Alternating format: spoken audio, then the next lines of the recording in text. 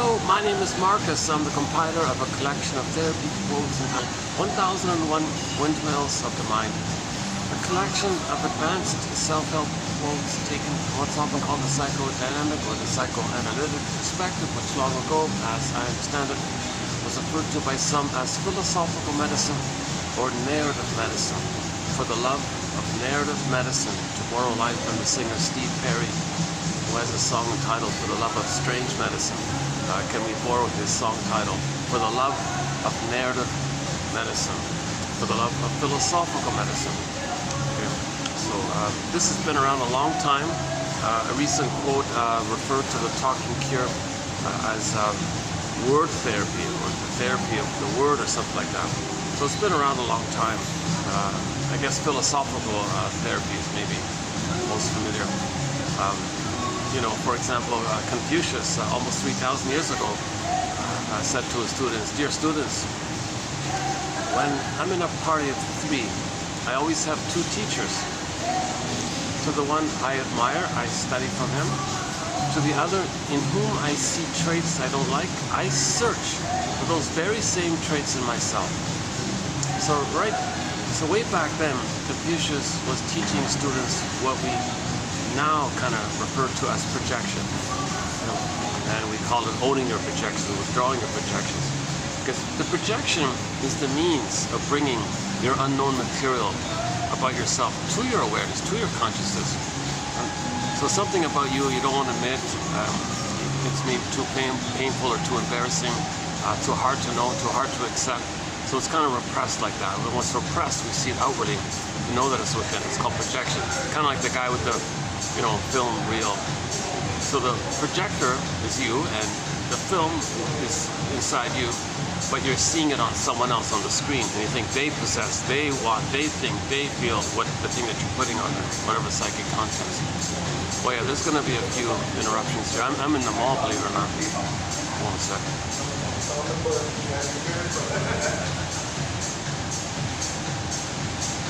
I tried this a couple of times. I'm sort of on the fence whether I just want to give it another chance, kind of thing. They have this is one of these work kind of places. If you have like a membership, you can go inside. They have all these work facilities, but they have this little thing on the outside in front. Like where the walkway is, like in the public area, where if you buy a drink, you can use it for 2 hours. They said, okay, let's give that a try. So let's see how we'll go. A little awkward, but anyway, never mind about that. Yeah. So let's go back to Confucius. Yeah, very wise man from long ago. Okay. So projection. We're trying to know ourselves. We're trying to feel whole and complete. We're trying to accept ourselves. If you accept yourself, then you're more connected with yourself, then you feel more whole, you feel more embodied. That's healing like that. Okay? Now, if something about us that's too painful, we don't want to know it, we're trying to know it. So how do we try to know it if it's too painful to know it directly? Well, it's kind of like an intermediary step to kind of transition, like a transitional process to get to know something about you that you don't want to know, the famous projection. So you just somehow attribute, think, say, believe, make up, hallucinate, dream, find excuses for. It doesn't matter. It might be commonly smoke beam, like you find a little crumb of truth, and then you hang your coat on it, kind of thing. Or just make it up. It's called direct. So then you're saying, oh, I don't like what they do. I don't like this. I don't like that. Gee, look what they think. Look what they said. Look what they feel. Look what they want. Gee, what are they doing? Whatever it is, right? So there's a good chance, you want to explore that as an option, that there might be projection involved. It's not always for sure like that, but sometimes Robert Blight jokes, that guy really is like that. There's no projection on my end. It's just being objective. Sometimes it's kind of needs some discernment like that. Anyway, but generally speaking, when we talk about projection, the thing that you're saying about others. You want to investigate it. How am I like that? Maybe I'm like that. If I were in his shoes, maybe I'd think and feel that. Or is that maybe something about me I don't want to know? Is that why I'm saying it like that outwardly? So you just kind of got to research a little bit. projection is the means of bringing repressed material to consciousness. So we project it out so we can see it. So it's outward like that. It's like Lachlan calls it a mirror. So you like to look in the mirror and let you know what's within. So that's a projection. So can you imagine that? Thousands of years ago, Confucius was telling his students about how to know yourself, kind of thing. That maybe the things you're saying about others, that's code for how you feel about yourself. A recent variation is the one from TQ 2822 from Lucy Freeman. She quoted her shrink who told her that sometimes the things you don't like in a person, in terms of empathy, consider that, what they're doing, what you don't like, as their defense against fear. That's another way of doing it. So if it's not about projection, well, look for empathy then. If you're convinced it's not you, well, look for empathy. That the thing that you see that you don't like, that's their defense against fear. Some old childhood fears of theirs is coming up. Some old infantile fears, something that was unmet in their development, in their childhood development, old fears around it. And they do things to protect themselves from those fears, called defense mechanisms. Now you see that and you think, gee, I don't like that. Well, at least that's their way to get away from the pain of their unmet needs. So you got a little empathy like that, huh? So that's a very good one, TQ 2822. So we recently did, I think, 5 videos on the work of a very famous journalist from the 50s, Lucy Freeman. We did her book called Fight Against Fears, a very good book of hers, where she relays her experience with the shrink, a guy named John Thurrott or something. So that was completed. And so let's back up here. We have 10,000 of these babies.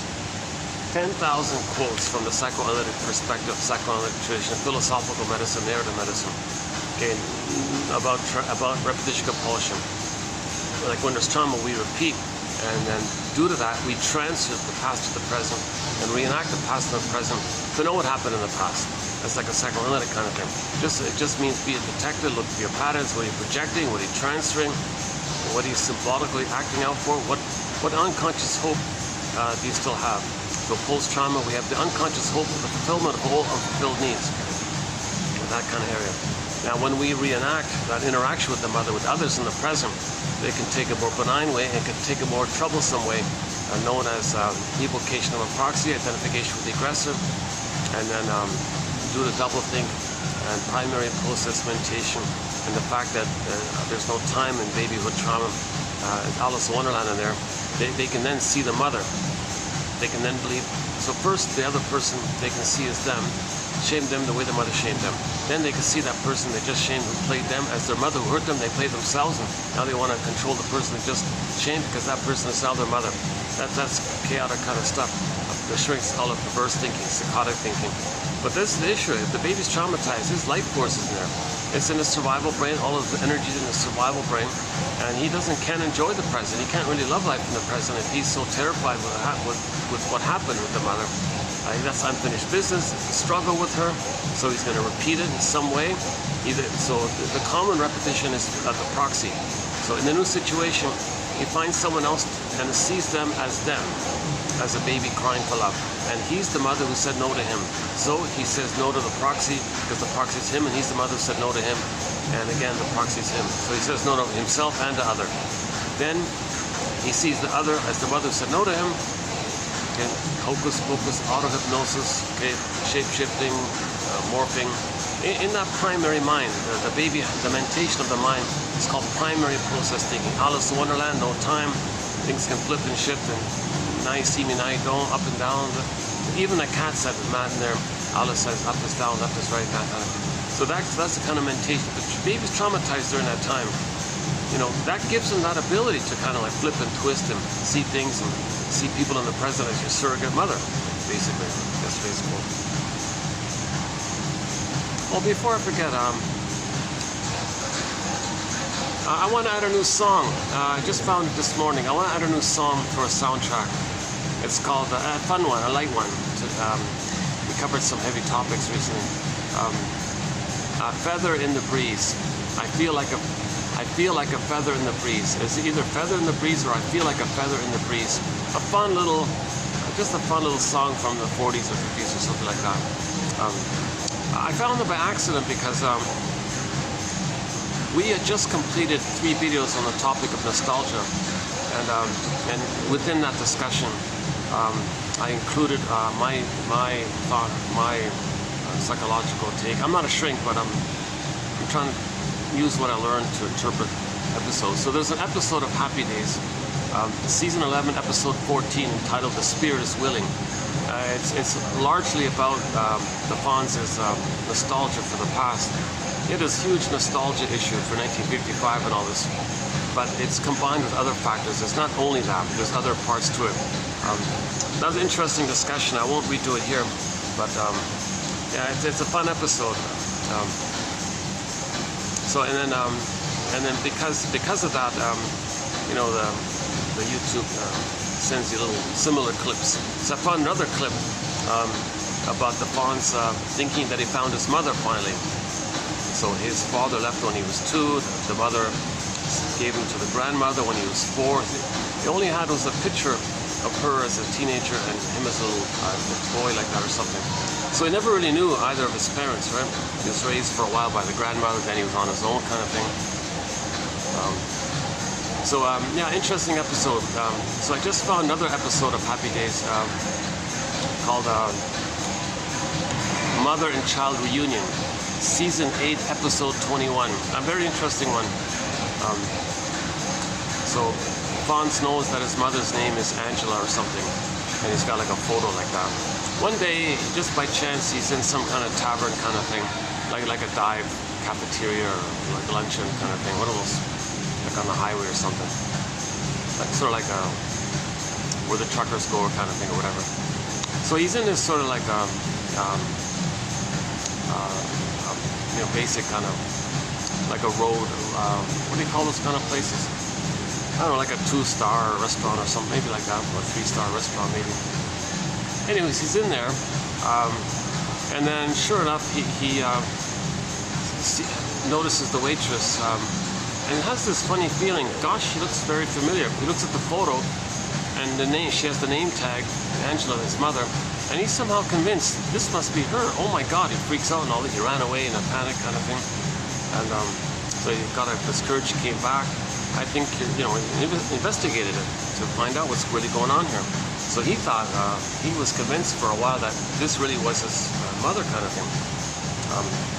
So he had a dialogue there like this, and turned out that she wasn't.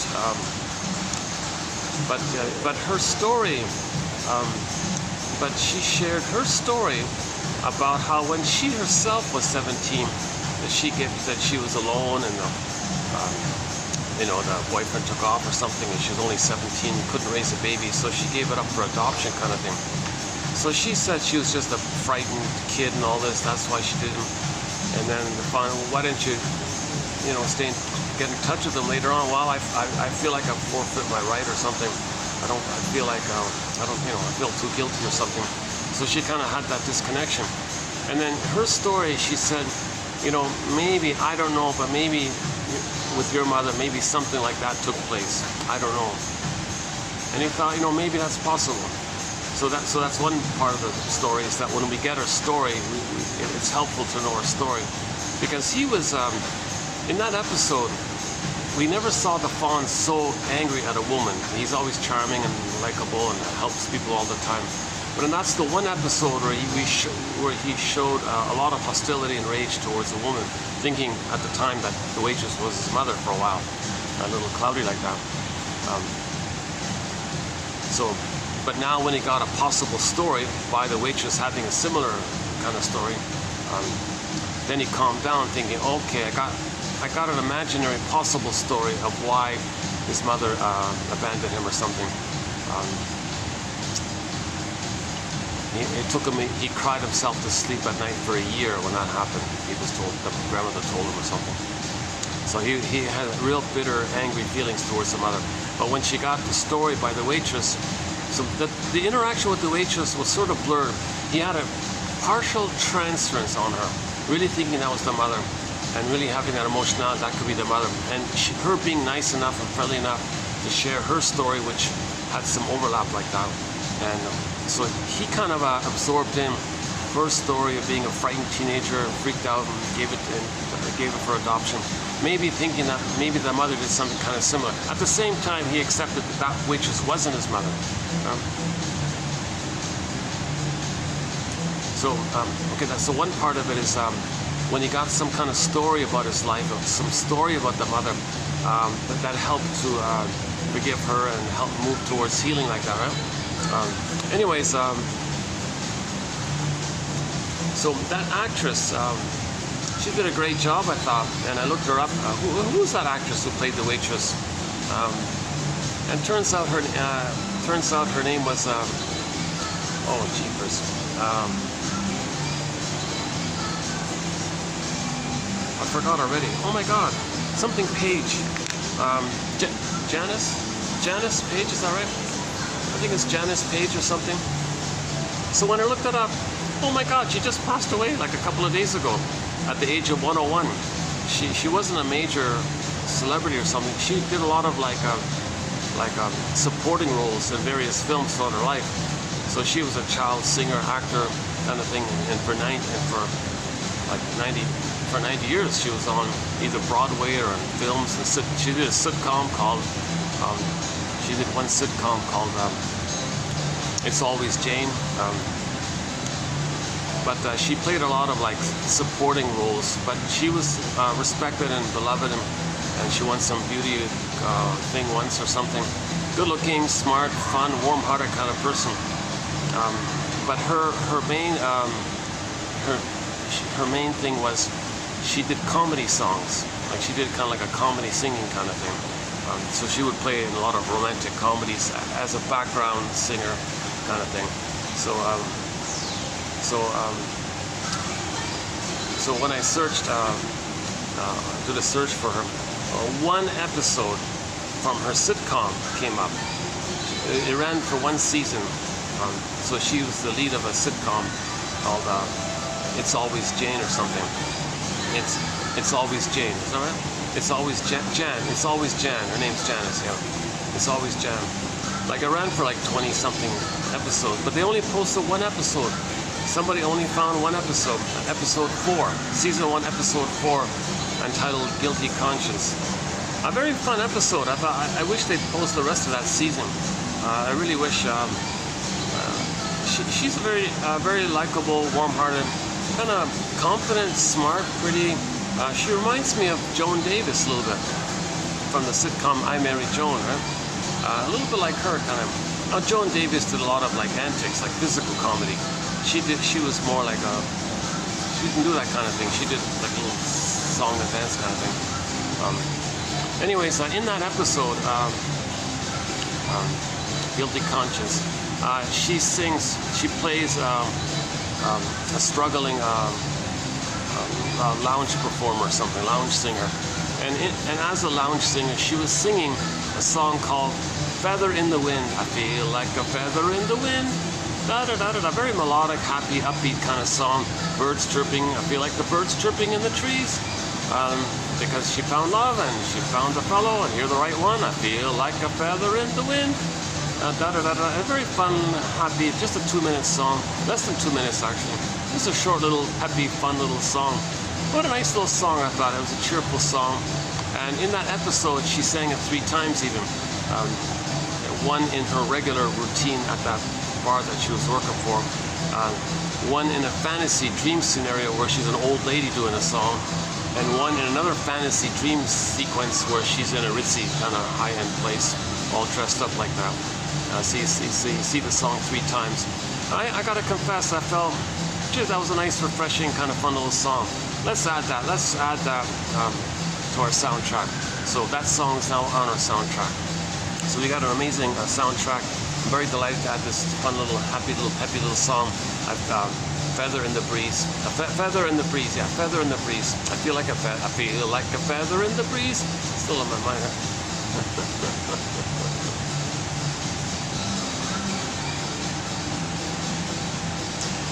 And it links, of course, to the issue that she played Fonz's mistaken waitress whom the Fonz thought was his mother, like that. And And it was a real gesture of respect by the Franz to her when he thought she was the mother, and all this. So it was sort of an indirect respect to her as an actress and all this. That was pretty good. That was a pretty good episode. So I highly recommend those 2 episodes. Season 11, episode 14, called "The Spirit is Willing." Very good episode. Excellent episode. Oh my God. That's just part of it about the nostalgia. The topic about it is nostalgia. Okay, so nostalgia is about sometimes you're having difficulties in your life. Well, it's defense against the pain of whatever you're going through, okay, whatever it may be, feeling lonely or feeling what decision should I make in my life, or admitting time and mortality, or maybe not sure who you are really, or anything you don't want to face in your life. You may kind of think back to some past and do a filtering job where you gray out or blot out the dark parts of that past and highlight and exaggerate or beautify, they said, something in the past, and kind of dwell there, thinking that in that past you had a dream, but in your fantasy, in that bittersweet fantasy, the pain of no return, you kind of imagine what if that fantasy were fulfilled, but you know there's a pain, that it's not true, you can't go back to the past, it's not homesickness, you can't go back there. And it's more than a fantasy because you feel the pain that you can't go back, that you want to go back. And this whole issue of wanting to go to some kind of blissful, timeless kind of place like that. Okay, so that was sort of covered there. But the unique thing about that episode was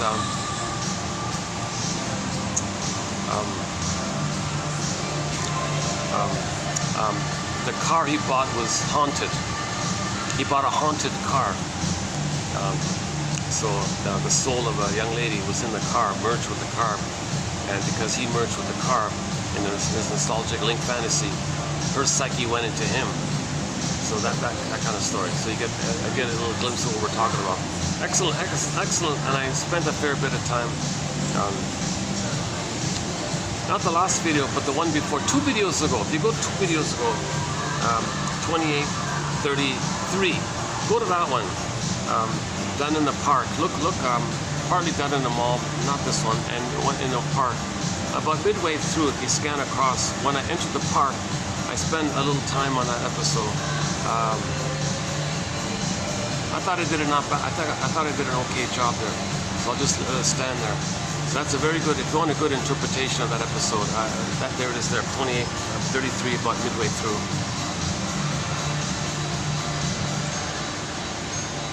And the second episode, as just mentioned, Season 8, Episode 21. Oh yeah, 821.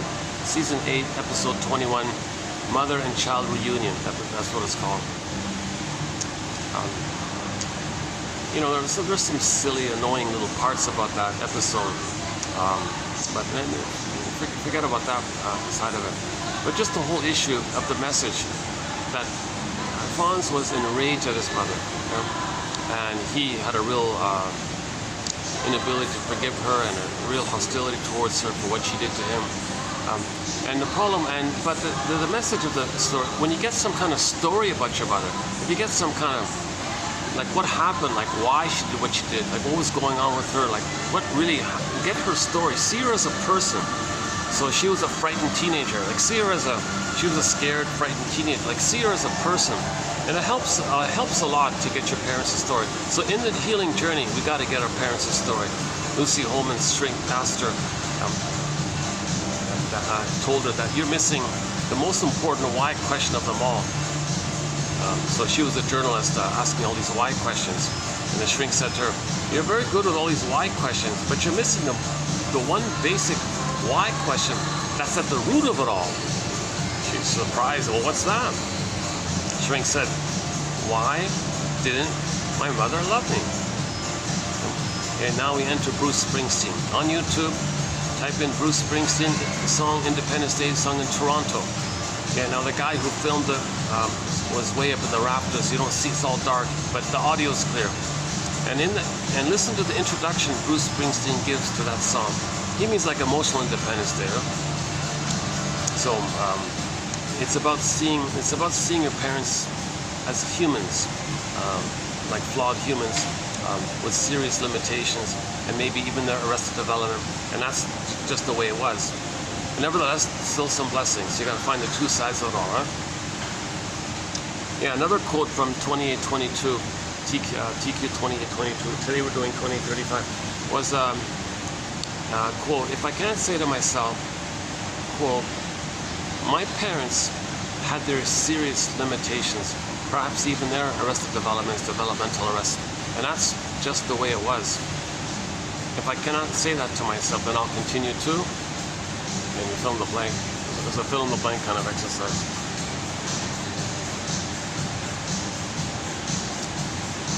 I feel like a feather in the wind. She's talking about the light, breezy feeling of when you fall in love finally and you're floating on air kind of thing. I feel like a feather in the wind, so no stress, you're calm, you're relaxed. I feel like a... It's a nice little fun little song. Yeah, I know. Very talented, very likable character. She did a good job as the waitress as well, yeah. But in that episode, you see her really well in that episode. Again, her sitcom was entitled "It's Always Jane," and they only posted one episode on YouTube, 104, yeah, season 1, episode 4. On the Wikipedia, it ran like for 26 episodes or something. I really hope someone can post the rest of those episodes. My God. You know, a lot of the best shows are not being given. They're not put on DVD. They're not even posted online. Like a similar case was that Jim Backus show. There's only 1 or 2 episodes on there. Him as a journalist, kind of running a news service kind of thing. Very intelligent kind of show, well written kind of show. Yikes, unavailable. A therapy sitcom, Help Me Help You, I think, unavailable. Another couples sitcom. I forgot at the moment the title of it. Unavailable as well. And Jump to the Defense, a very good legal drama. Finally, somebody posted on YouTube the episodes, but no DVD. So that's a very good one. Jump to the Defense, starring the actor Carl Betts. Great show. It's a very psychologically minded legal show. And we posted, we plucked out some excellent quotes from that show in our soundtrack. So one of the threads, so we have 60 threads on the go here. One of them is psychologically minded TV show and film quotes, like Route 66, very good one. Go to $25.99 for the Route 66 quotes. We got 11 in there. You know, that's something unique about this encyclopedia. Things like that TV show and film quotes, nobody highlighted it, nobody noticed it, and I'm finding them, right? So a lot of the quotes come from printed books which haven't been digitized. So there's a huge bonus here. So they're hard to find. A lot of quotes did come from digitized books, but they've been removed since. So I have this general feeling that it's getting harder and harder to find this material. Nothing like it out there. So yeah, we have a new way to get this encyclopedia. Where I am, I was using buymeacoffee.com/psychoanalysis, but now something changed on their end. It doesn't work where I am. So I just switched yesterday actually to Patreon. So it's the website is patreon.com/narrative-medicine. Patreon.com/narrative-medicine. For the price of a coffee, one can get this encyclopedia. Their setup is different. They want you to do a monthly thing. Okay? It's simple to get around that. Just join it for once, and then get the encyclopedia. And you can withdraw afterwards. You don't have to do it every month kind of thing. Obviously, I wouldn't complain if somebody did, but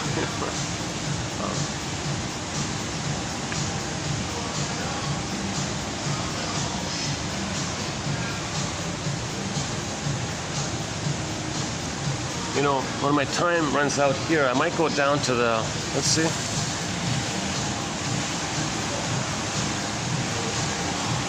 Where's that guy? There's an organic kind of place somewhere down there somewhere.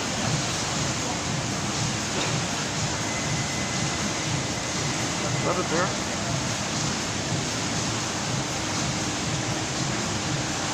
Oh, maybe it's over here. Is that it there?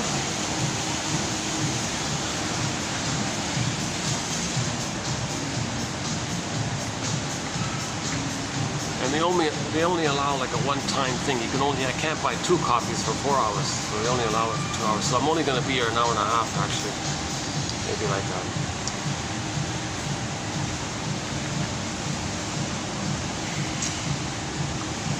Okay.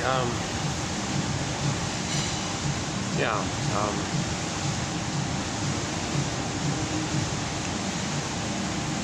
Feather in the breeze. Yeah. Talk about nostalgia, like bring back those kind of shows. She was talented and sings and all that, you know.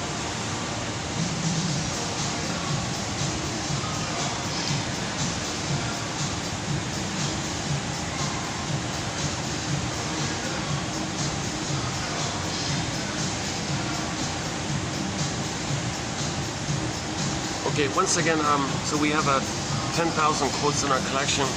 Basically 2,000 pages like this. 2,000 pages. Imagine this times 2,000. So this is pretty typical. Sometimes they're like just one-liners, like they're really shorter. Yeah, sometimes a little longer, like this, like today. So these ones are a little longer today. But for an example, yeah, like for example, yeah, like this, for example, like shorter ones. That's sort of the range, something like between this and this, basically, yeah. That's sort of the range. So not too short, not too long, very manageable, clear, easy to follow. I'm not a shrink, I'm not a professor, I'm not a midwife, doula, nutritionist, gynecologist. I don't have a master's, I never studied psychology. I only have a BA, I'm the compiler of the quotes, keep that in mind. So, I'm not a counselor or therapist, so my disclaimer. Plus, unfortunately, I haven't been analyzed. If I had the funds, I'd be on this flight tonight.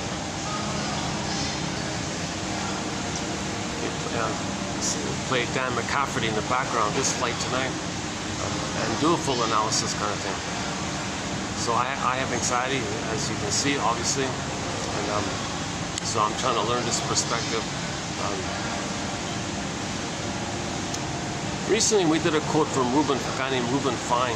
He said that the heart of psychology is psychoanalysis, but the schools don't teach psychoanalysis, they teach psychology. They're missing something. If you only study psychology, it's trite, it's irrelevant, meaning erroneous, or distracting or something. It's just red herrings or straw mans. It's not important, irrelevant or trite. So really, this is a wonderful source. So I'm waiting, I'm skimming and scanning throughout this material. And yes, there's a lot of jargon and muck and confusion, mistranslations. So the benefit of this encyclopedia is, if I get it and they're clear to me, okay, I think it's going to be clear to everybody, pretty much, right? So I'm aiming for 1 out of 10. So every video we post roughly 10 quotes. So for example, today, let's see, what is it? Okay, 1, 2, 3, 4, 5, 6, 7, 8, 9, 10, 11, 12. Yeah, okay. So this is pretty typical. So my hope is that in each set, there'll be one that's informative and helpful. Okay. And this kind of fits in with Robert Blythe's advice, who's a guest mentor in our collection, who says to the audience, who advises to the audience to read psychology/psychoanalysis every day for 10 minutes. So we have that here. In every video, if you click the more link, there's about 10 minutes worth of reading. And then you pick out and find the one that you find the most interesting. If there's nothing, fine. Maybe the next one you might get 2. So I'm hoping 1 out of each time. And so we have 1,000 videos here. Okay, 10 quotes per video. So basically the whole collection is right here on this channel. And if one does that, 1 a day for roughly 3 years, I think, one can have their own personalized, customized basket of knowledge like this. It's kind of like a Catch-a-Smith, it's kind of like a nest. and it strengthens the ego. It makes it safe in you. These theories helps to make it safe in you to get back your feelings. Psychoanalysis looks for an egg in a basket that's missing. So these quotes are an attempt to weave the basket, and then nature does the rest. Then an egg might appear. In one fairy tale, the firebird hops out of the egg. The protagonist hops on the back of the firebird and rides the vibrant flames, rides the firebird up like that. That's a metaphor for the emotional knowing, getting back your feelings. This is the heart of the matter as well. When the baby's traumatized, his feelings freeze up. Okay? Emotional coma, emotional catatonia, emotional hypothermia. Okay? The image of the woolly mammoth. Sometimes athemolexia, no words for feelings. No feelings for words. Athemolexia. No words for feelings is athelexia. Alexithymia, sorry. Yeah, I'm getting ahead of myself. Let's back up a sec. The word of the year by the Merriam-Webster Dictionary Company for last year, 2023, was authentic. We're all born with an authentic self, a true self, a sense of beingness, a sense of at home within, and a sense of embodiment. An ontological self, a feeling self, an ontological self, I feel their fandom self. This is like authentic. This is feeling at home within, embodied like that. And it's alive, and the natural animating vibrations of it, the feelings come from it. I feel therefore I am. And these feelings are pleasant. It's always wonderful to feel your feelings. We're talking about the feelings from your authentic beingness. So joy is the main primary one. That's the basic homeostasis one. The serene, inexhaustible fullness of being. If you have your beingness, then joy is there.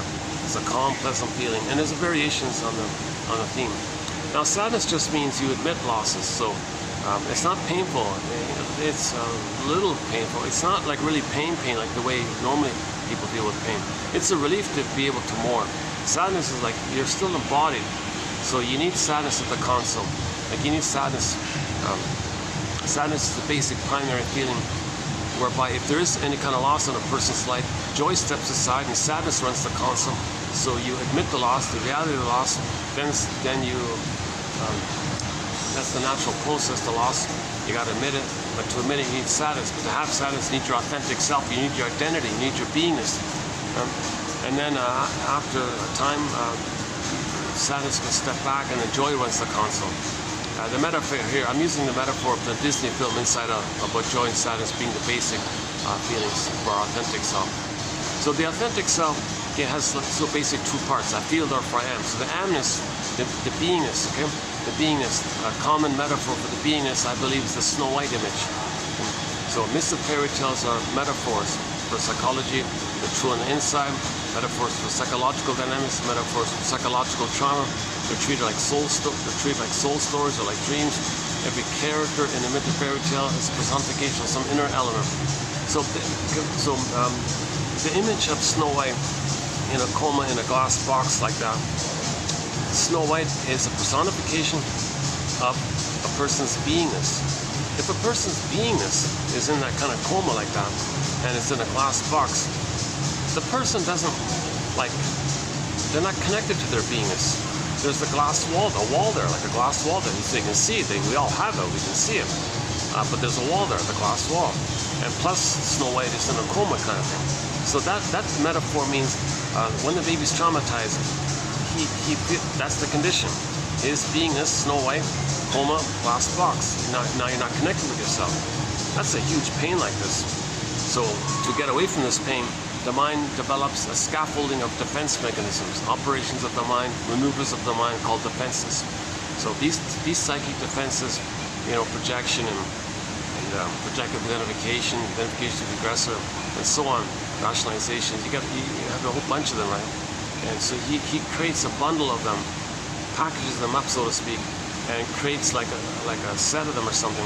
And that can be like a kind of way to go through life.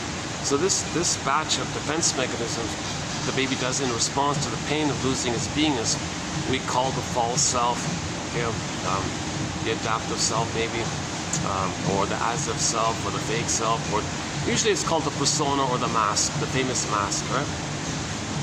Now, we can live through it with this persona. We can still drive a car and get 10 medals and 10 PhDs and 10 awards and write 10 hit songs. And, we can do all these kind of things. But, so there's a split like that, right? Our authentic self, our beingness is frozen. Yeah, like, so Snow White, it can also be frozen, petrified, turned to stone, made unreal like the Velveteen Rabbit, wooden, not really alive even. It can be hidden, it can be like an exiled baby in another forest. It can be down a tunnel, down a cavern. So we're not connected to ourselves. So that's our feeling life. We live to the extent that we feel. We live to the extent that we feel embodied. So if we don't have that, yes, there's a famous split. Our authenticness is frozen like that. Okay, echo becomes a statue, for example. Right? So, whoa, so you can go through life getting all these awards and medals, but we're missing something. We're missing joy and sadness, for example. We're not really feeling the pleasure of our beingness. The bluebird of happiness, Shirley Temple says, yeah, blue, comes from within. So that's our beingness.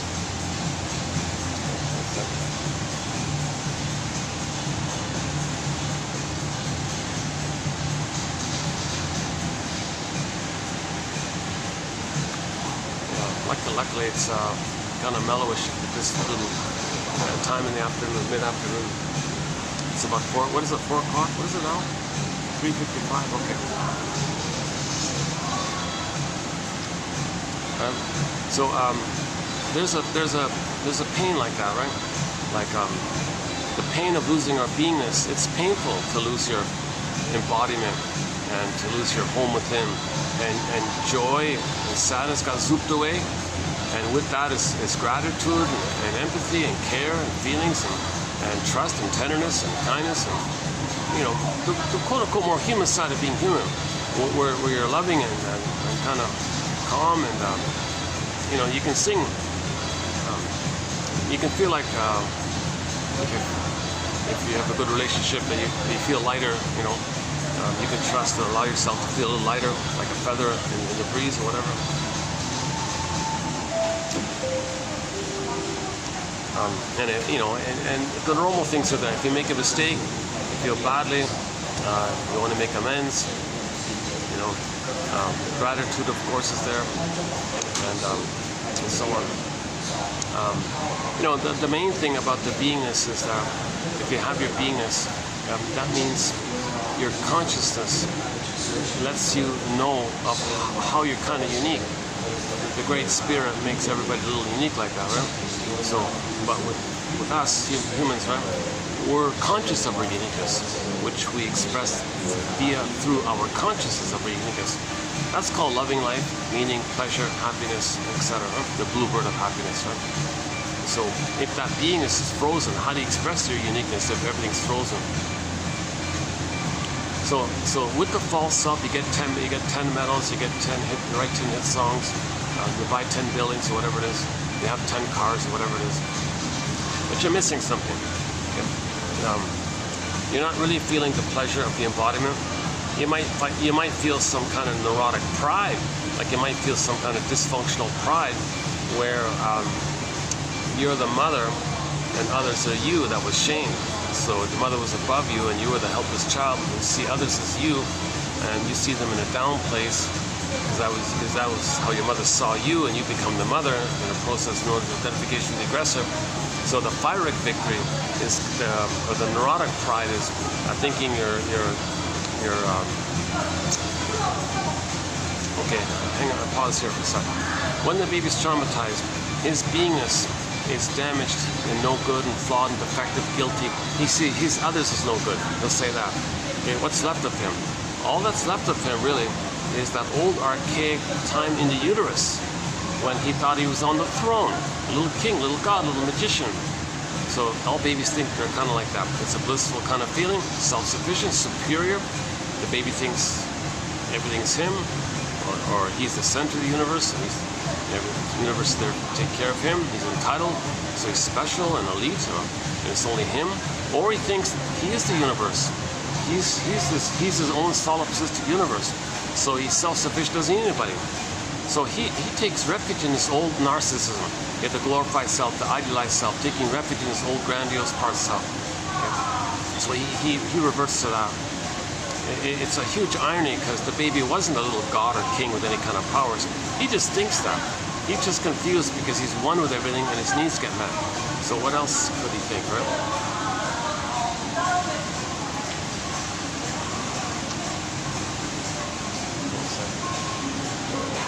Somebody's right behind me. Oh.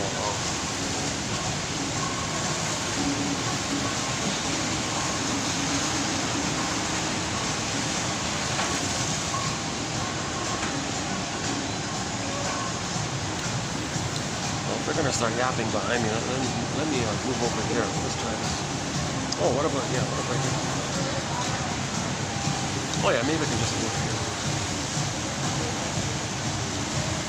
Or if I move this guy, last time I did last time. Hang on a sec. Oh! Big old heavy chair.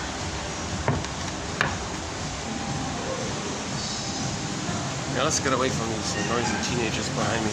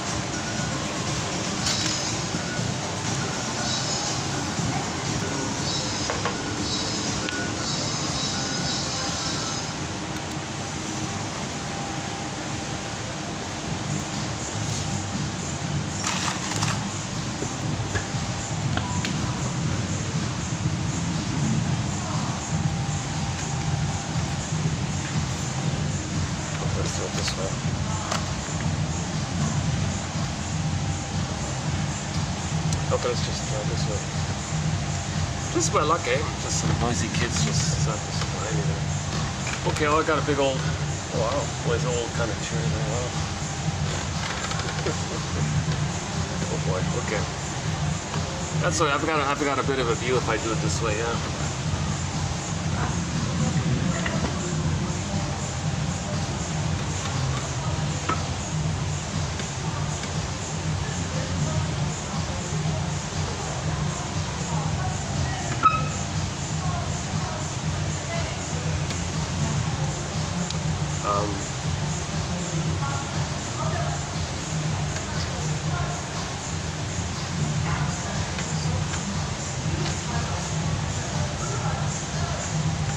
Okay, let's give me a minute. Need a minute to settle in here. So we'll do the environment. So the authentic self, okay, and then the false self. Now there's a kind of you can imagine intuitively there's a pain like that to live your life, sort of like going through the motions or something like that. So yes, you still get 10 PhDs and whatnot. Now, typically at midlife, this issue comes up because the false self is there to keep us away from the pain of losing the true self. So, but this function typically dries out or wears out at midlife, and then it comes up in the form of a hunch. A person says at midlife, "Gee, something's missing. I don't know what it is, but something's missing here." Well, you're missing your beingness. You're missing your sense of self, your ontological self. Snow White's in a coma. You're missing that. I won't. Yeah, let's not do the. The last video I ran through a bit of a list of this quote unquote the call, right? This like the Freudian slips and the psychosomatic symptoms and the late onset of PTSD, and a few other little points. So that's so I won't do it here this time. But usually at midlife you get this hunch, and then you go on this quote unquote hero's journey.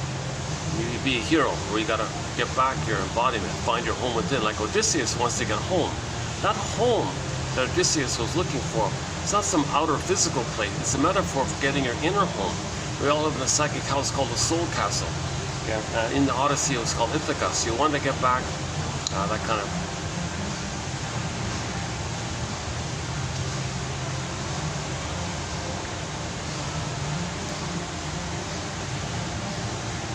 Oh yeah, sorry. I've had this occur regularly. Like I settle in somewhere, and sure enough, I'll get some noisy crowd like right behind me or beside me, and it kind of get animated. It's not just once; it's been like going on.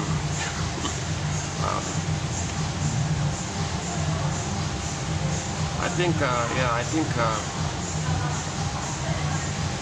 it's innocent and all that, but I feel like it just happens so many times. I think it gets to a point where I'm quote unquote sensitized, where I'm reminded of all the previous interruptions and annoyances like that.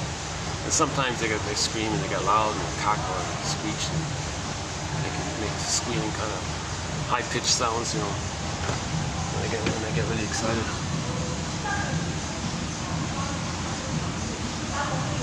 Yeah, let's get away from that. Yeah, so let me give me a sec here. Let's do this here.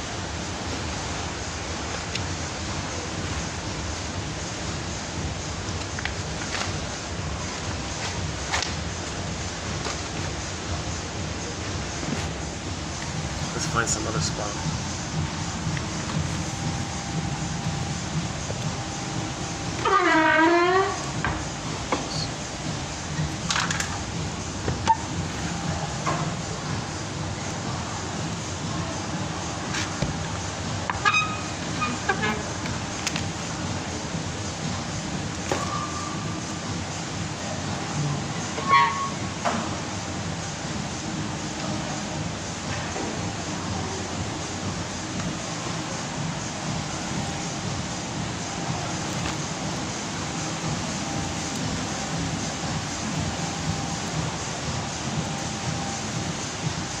Maybe I can hang out here for a bit.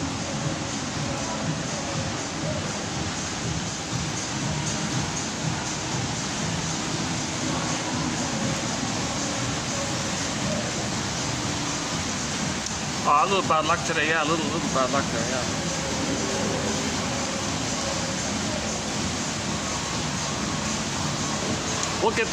We'll get these quotes out. That the main thing. I keep all my bloopers and mistakes and awkward moments because I want to get the quotes out. You know, they're hard to find quotes. We've got to get them out there. Make it available for everybody, you know.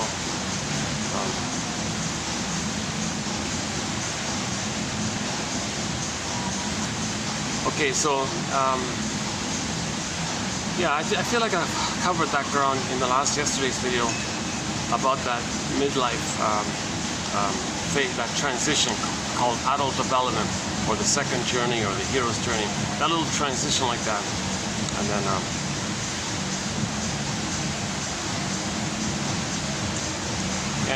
and in the last video we talked about the various metaphors of the beingness being frozen or petrified. Okay, so echo turns to stone. Okay, the petrified frog image. Okay, the frozen woolly mammoth, the velveteen rabbit. And so on and so forth. So we have this split, right? This very famous split. Our beingness, our embodiment, our who we're meant to be, and loving life, and the ability to mourn, the ability to have joy at the console. This whole area of meaning and feeling and being and this kind of thing. Okay, that's where your trust and affection comes from, and that's where we're meant to come from there. It's a real trauma. It's a real sad case for a baby to be shock traumatized or developmentally traumatized in what's called attachment trauma, relational trauma, interpersonal trauma, due to the constant misattunements and malattunements by the mother, not meeting the signals, and this is due to what we're calling an O-cunning tale. Okay, so yesterday covered the O-cunning tale. So if there's any kind of O-cunning tale on the mother's end, okay, that leads to this attachment trauma, relational trauma, the child puts the soul frozen the soul to protect it, then you might identify with her, and then repeats it by seeing others as crying for love and saying no to them the way he needed a mother's love and mother said no to her. Then he sees the one he just hurt as his mother who hurt him, then he plays himself, wants to control the other, now thinking he's got a better chance to control his mother. Not making sense. Like, this whole topic went into detail, right? And so we covered the Edmund Berger's theory about the record, repetition compulsion, is an important one. We covered the stingers and the clingers, another important topic.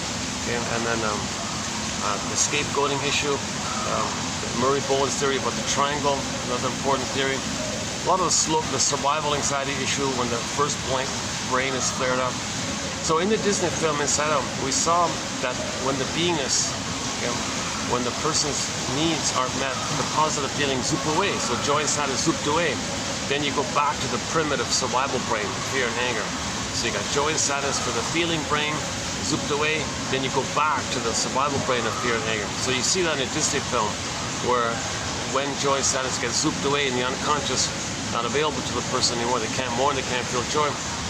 You saw what runs the person, fear and anger. And disgust was mainly about distaste and dissmell. It's also like physiological kind of issues. And we don't even, although they're called feelings and emotions, technically they're considered more like sensations, visceral sensations. It's language, it's physiology, adrenaline and cortisol, stress response like that. The feelings proper we call like the joy and sadness area, and the affection and tenderness, that whole area, the quote-unquote more human side of being human, we call those feelings. And in the survival, the jungle brain, the lizard brain or the iguana brain or crocodile brain.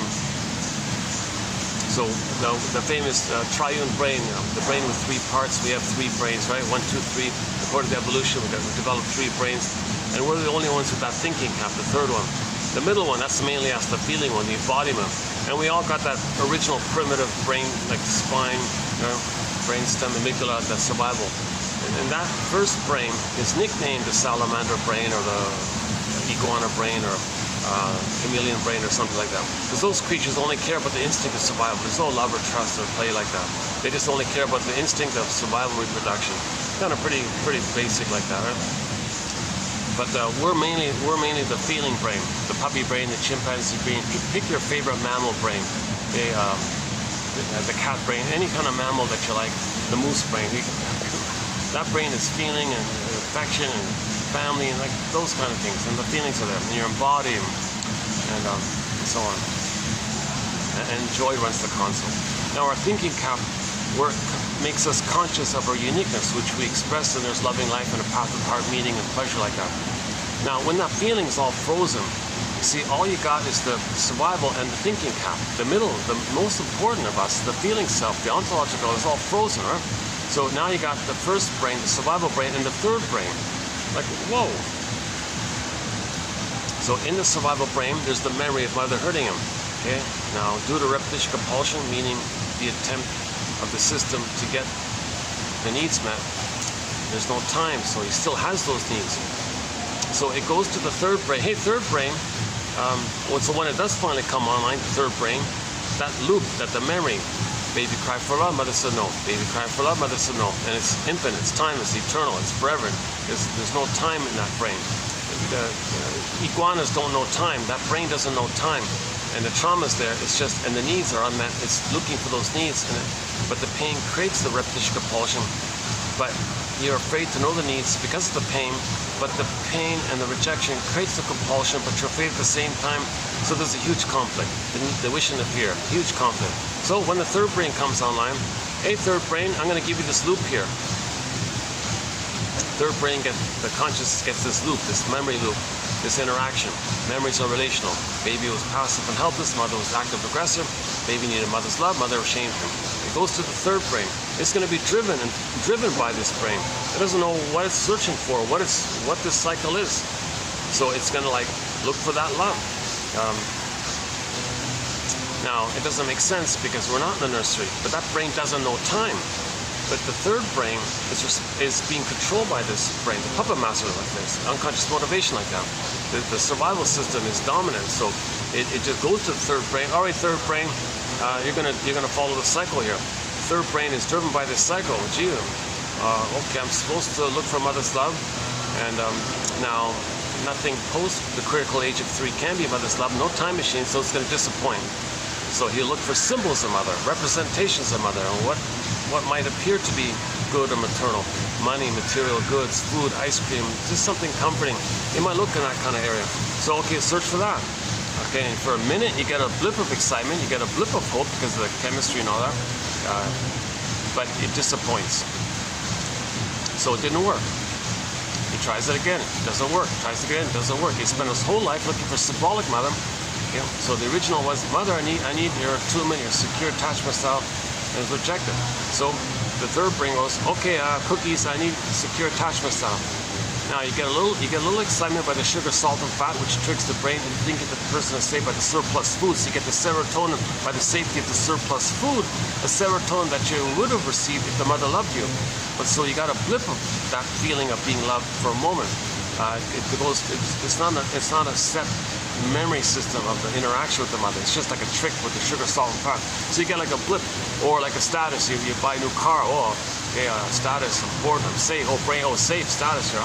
Okay, you get a blip of serotonin, but it doesn't last. Doesn't change the psychic structure. It doesn't change the wiring you lay down in the first 3 years.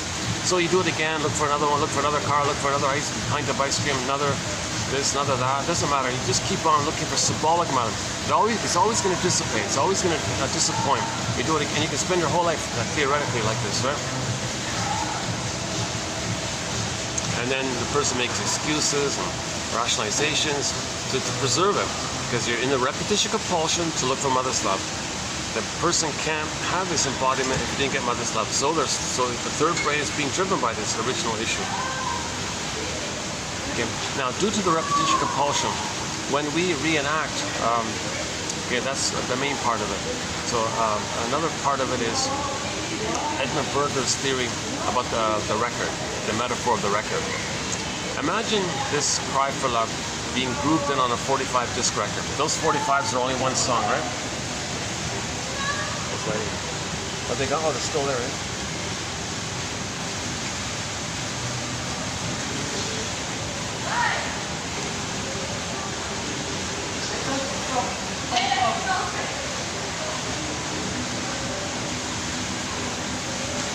Are they leaving? If they're leaving, I'll go back now. No? Okay.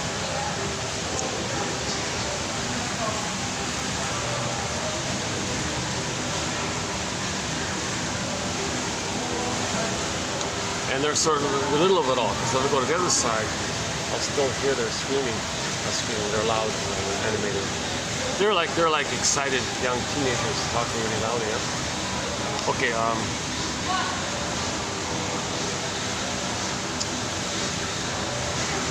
It's really awkward doing this in a mall. I gotta confess, right?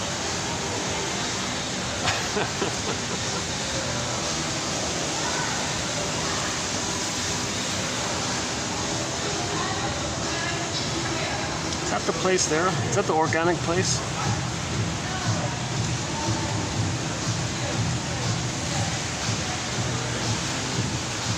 Yeah, I'm gonna head to that organic place at some point.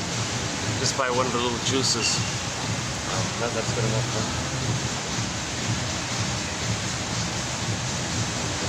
Huh? They're very popular. At lunchtime, it's packed all the time. They're like one of the most popular places. That little organic salad-y kind of place, organic salad kind of thing.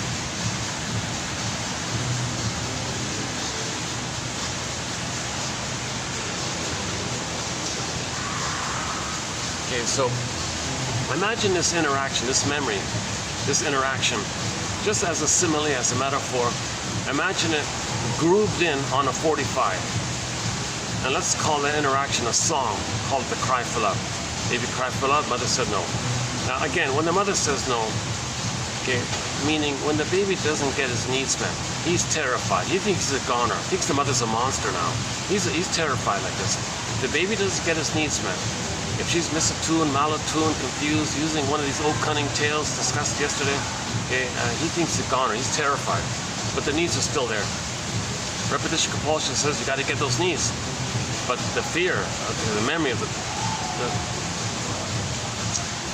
pain makes him not aware of the needs, but the needs are still there, and there's no time, and he's got to get those needs met. That's the huge stuck kind of. It's a stuck kind of conflict like that. But he's going to get older and older. He's going to have more resources. Maybe he can try. He can try as he gets older and older. But he can only search for symbolic mother. Okay, anyways, imagine this memory. Memories are relational. Imagine this relational memory. Let's call it the cry for love. Everything's love or a cry for love. It's called the cry for love. And it's grouped in on a 45 disc record. Okay, side B is the same as side A, or there are no grooves on side B. The point is those 45s only have one song. It's a conflict. And neurosis is the petrification of the inner conflict that's repressed. And imagine it pressed, it's repressed, and it's pressed on a 45.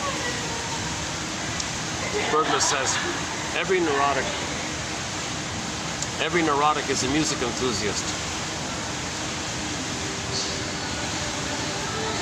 You know, sometimes I'll settle down in a place, there'll be a group around me, they're all excited, and I'll leave. I notice like a little while later, then they leave.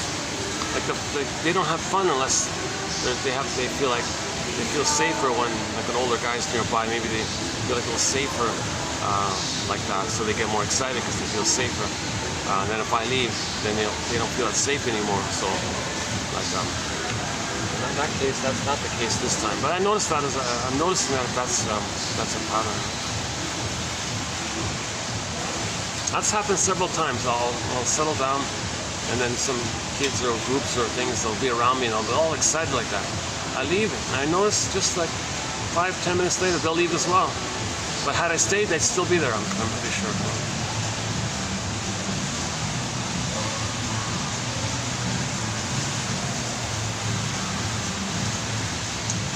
So that's the emotional triangle, the tension that's amongst them. Well, no, my presence maybe somehow makes them feel safer. Everyone feels safer knowing that there's a neutral third around kind of thing. So no one's going to hurt anyone amongst themselves, so they feel safer. So that brings up a lot of feelings like that.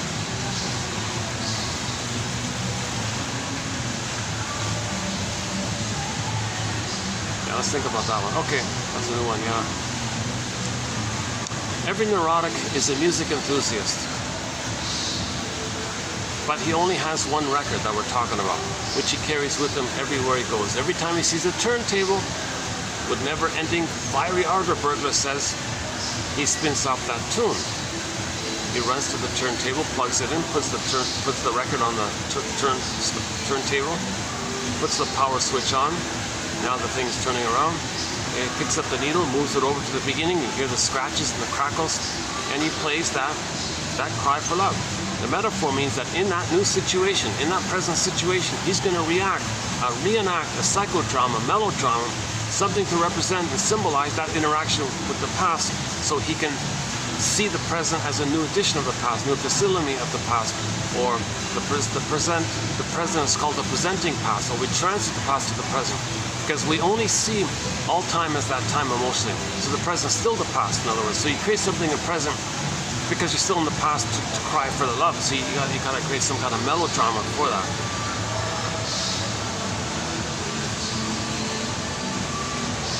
Okay, so in the new situation, there are two ways the reenactment of that cry for love can take place. If the child's traumatized prior to 18 months, a critical time in development, they say, 18 months. That's the time when all babies' infantile megalomania dissipates, okay, where they don't think little gods, everything's about them and all that. That kind of thing dissipates. If trauma is prior to that time, they're still in that kind of mode. So that there's a more severe trauma like that. Okay? If trauma takes place prior to 18 months, they do a very desperate thing. A defense mechanism known as, okay, thank you, Sir Sandro Ferenczi. A guy named Sandro Ferenczi came up with a phrase 100 years ago called identification with the aggressor. Okay, the child can't feel it anymore that the mother's hurting him, with misattuned, rejecting him, not wanting him. You know, the mother thinks the baby's his mother, so she's angry at her mother, thinking the baby's not. Baby can't say, "Mother, hold the phone here. I'm not your mother. Why are you so angry at me? I'm not your mother." But she doesn't know it. She's got unfinished business with her mother. So that's part of one of the old cunning tales, again, discussed in the last video.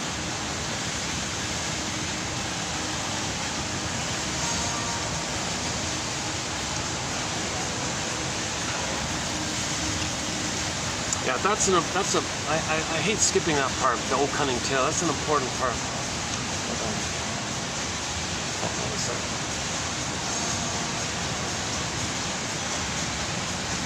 I'm just sitting right beside me. Jeez, why is this happening? Every time whenever I sit, there's all space all around me, but someone wants to sit right beside me.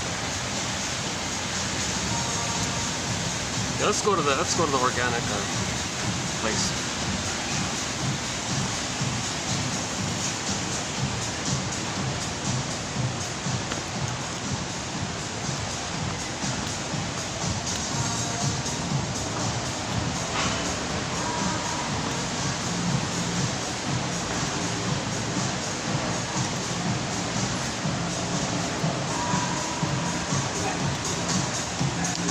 You know, I'd like to. This place is too expensive. I'd like to use this place, but I can't just buy a tea and sit there. It's not fair, right?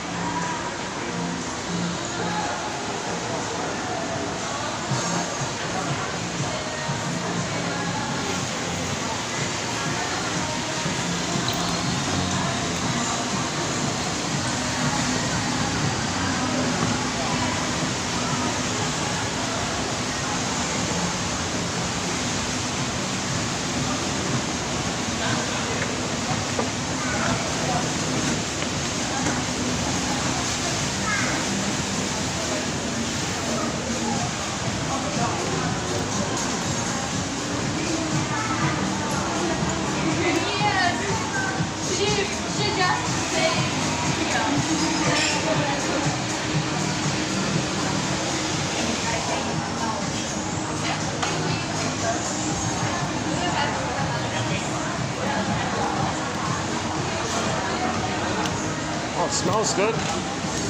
Something smells good.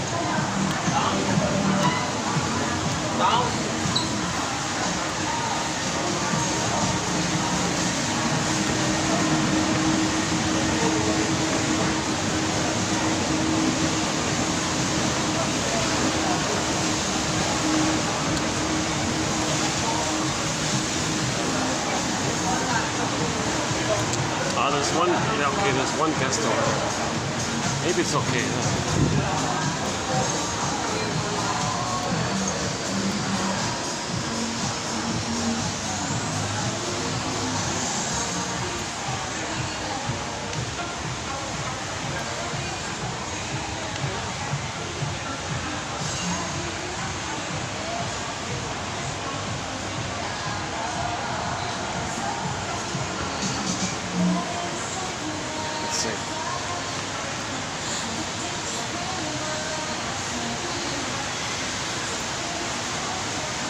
What about here?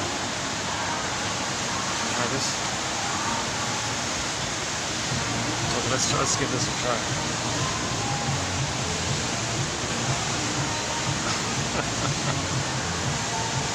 This will only last for a few minutes like that.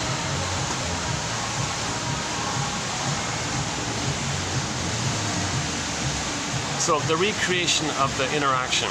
How do you restage that? How do you stage that in the present? Doesn't make sense. You're not in the nursery, but but those nursery needs were unmet. How do you look for those? How do you do that cry for love again when the present isn't the past? Well, you don't see the present like properly. You just use it. You know it's the present functionally, but you don't care about the meaning of it. So in the new situation, if the person was traumatized prior to 18 months, that means there's way too much pain for the baby. And what the baby did was, what the child did, what the junior toddler did, what the child did was he identified with the aggressor. To have a mother, he became her. Fine mother, I can't take this pain anymore. All my unloved self, I'll see unto others, say they're no good. To distract me, how I feel so ungood with you. And then I'll take refuge in the time in the uterus when I was on the throne. Okay? Now, so that's part A. Part B is, he's got to have a mother somehow. No baby would make it on their own with no mother. So he becomes her, in effect. thinking that if he imitates her, mimics her, and is her, that's his way to manage having her. If he imitates her, thus he minimizes the pain with her if he acts like her and shames others who represent him. It's just like a way to feel less pain by her if he imitates her and acts like her. Mother, I'm going to act like you. I'm going to find others to play me.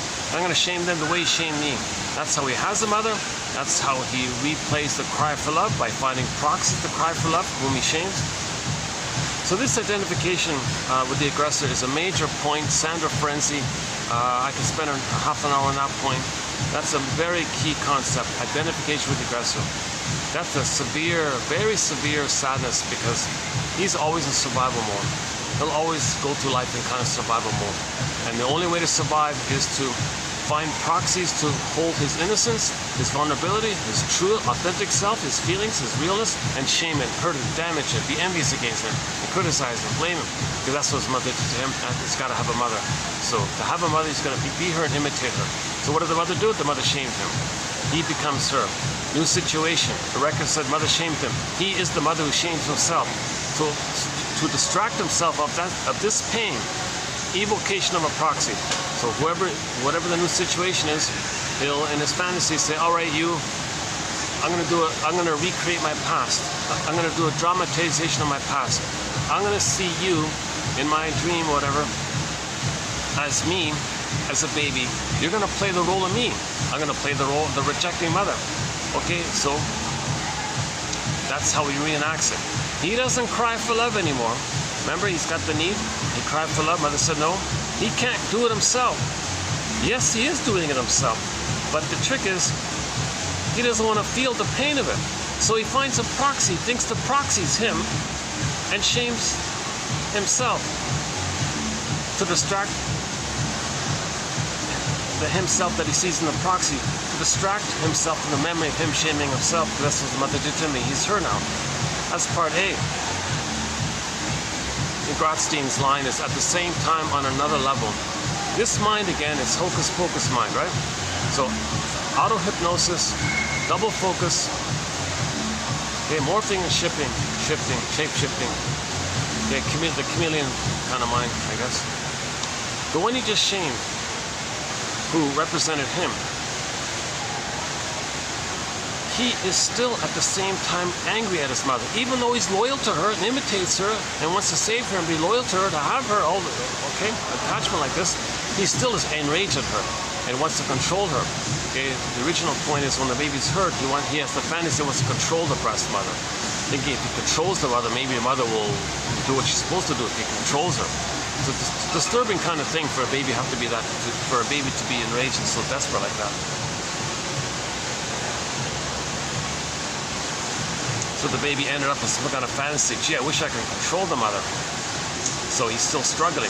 Now, in the original case scenario, he was completely passive to control the mother. He couldn't change the mother, control the mother. So the question is, how does the person be the mother at the same time try to control her if you are her and be angry at her if you are her? Like, yikes. Hence the evocation of a proxy. All right, proxy, you're going to play me, I play the mother. I'm going to see you. You're playing me as a baby crying for love. I'm the mother who had said no to me. I'm in a new situation. I'm going to say no to me because that's my loyalty to the mother. I don't want to feel the pain of it, so I shame you to distract me of how I'm shaming myself. Now, hocus pocus, auto-hypnosis, shape-shift, flip-flop, proxy, you now are going to play my mother who hurt me. Now I'm going to continue my struggle to try to control my mother because now I'm a little older now. So I got more resources now. I'm going to continue to try to change the mother, control the mother, angry at the mother. So now I'm going to try, now he wants to control that person, thinking he's a baby trying to control his mother. Now the poor proxy person, innocent person, can't say, hold the phone here. I'm neither you nor your mother from the nursery. What's this psychobabble? He'll discount him. His survival anxiety. He doesn't care. He's...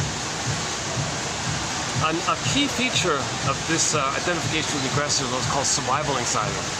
They don't have empathy, or if they can't apologize if they're sorry. They don't do that because they're coming from a place like, imagine a a 2-day-old baby being shamed by the breast mother, force feeding, rough handling, not being around, bottle schedule, or honey in the rubber. Now he's enraged at all these. He's shamed and enraged by all this stuff, right? Now if the baby, let's say the mother is doing it wrong with the feeding, and the baby manages in his rage to bite the nipple, let's say, with his gums, right?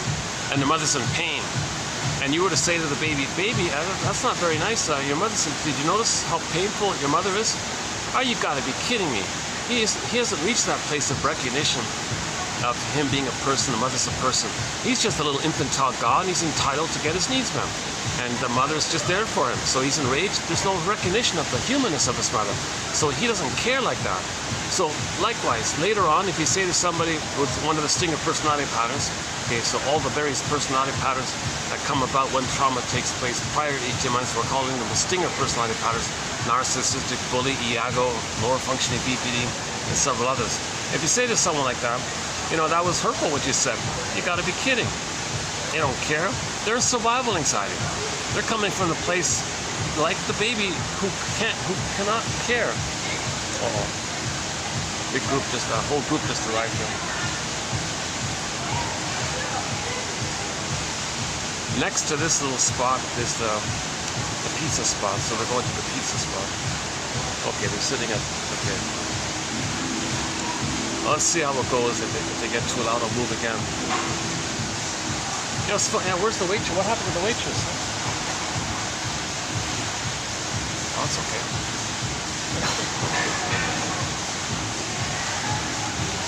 Oh, maybe they're not even, are they open or not?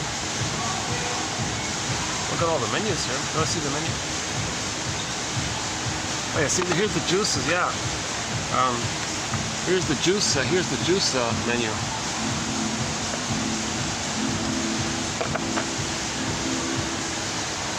Let's see.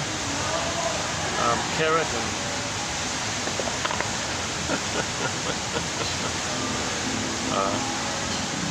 yeah, it's the prices. It's about the price of a coffee, basically. Okay, they got an orange, apple and orange, lemon lime one. Okay, they got like a greens one. Okay, they got like a, why am I telling you this? Carrot and celery.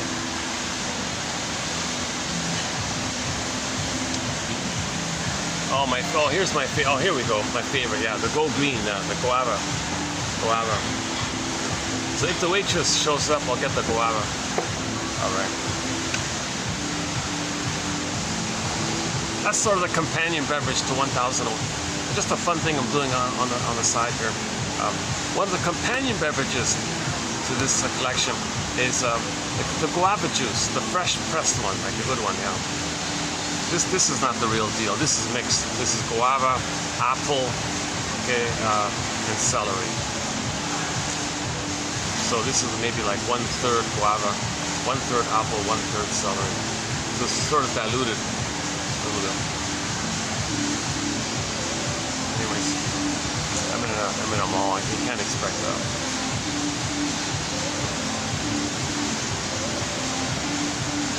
And they got a little outdoor section. I can also go to a little outdoor, like a balcony. They got a balcony kind of place, just two levels down from where I am.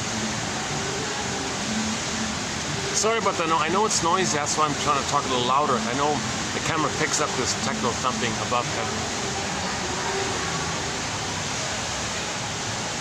So the record. Back to the record. New situation. He's going to reconstruct, reenact. Again, repetition compulsion. This is the psyche's attempt to heal, the psyche's attempt to get those needs met, the psyche's attempt to get those needs met. But there's so much pain around it, but the needs are still there. That's why it's a huge conflict. So he's going to spend his life somehow, some way or another, trying to cry for love, try to get mother's love. Okay, about post-age 3, it's only symbols of mother's love, not the actual mother's love for that past time. It's past that critical period. So Janov calls it symbolic acting out, like a facility, or it's like a phantom thing or something. It's not real, huh? It's an imaginary thing. Okay, so the new situation. So if it's one of the stinger personality patterns, okay, they play the record. Okay, they plug in the thing to turntable on, they put the record on to 45. And new situation, same thing. New situation, new job, new relationship, new place, every new situation, every important interaction, whatever, they're gonna play that record. Oh, got it on. I keep expecting the waitress to show up any minute, but okay. Yeah, so just you play the record. That's neurotic. You're not seeing the present for what it is. You're only seeing the past, the old problem. You're just transferring the past to the present, or the present, just a continuation of the timeless past. Again, there's no time there, so all time is that time. So when a stinger personality replays the record, okay, as just mentioned, they find a proxy to play them as a baby, and they have already identified with the aggressor. So they're going to be the mother who says no to them. So to distract themselves of them saying no to themselves, you know, thinking badly about yourself, whatever, criticizing yourself, whatever, shaming yourself, whatever, well, you distract yourself through projection. The proxy plays you and you shame them, that distracts you from the pain of it all. Now, here's the complicated thing. Remember when the person loses his authentic self and shames his soul onto the proxy, what has he got left? He's got this illusionary thing that's little God, right? By the way, when he shames the proxy, he's shaming his own soul. Like when he shames other people, he places his damaged soul there, because that's what his mother did to him. And his first priority is to get mother's love, so he's loyal to her. So he pays a huge price trying to save the mother, cure the mother, fix the mother. Okay. So when he feels emptied out like that, he regresses to the time in the uterus when he was on the throne. Now, during that time on the throne, okay, the baby's thinking, look, God, King, and all this. During that time, the baby is in what's called a blissful oneness. He's the one with everything. The powerful mother taking care of him, he thinks that's him. So he feels kind of powerful. His needs are met automatically. Unconditional, hallucinatory omnipotence of thought. His little sensations, needs get met. Whatever he needs, it gets met. It flows, it's smooth, no eruptions. He's special, king, little God like this. Now, during this time, he's considered to be in an extremely blissful state. Robert Bly jokes he's in ecstasy or something. Times are good, he jokes. Huh? So the baby's in a very blissful kind of place.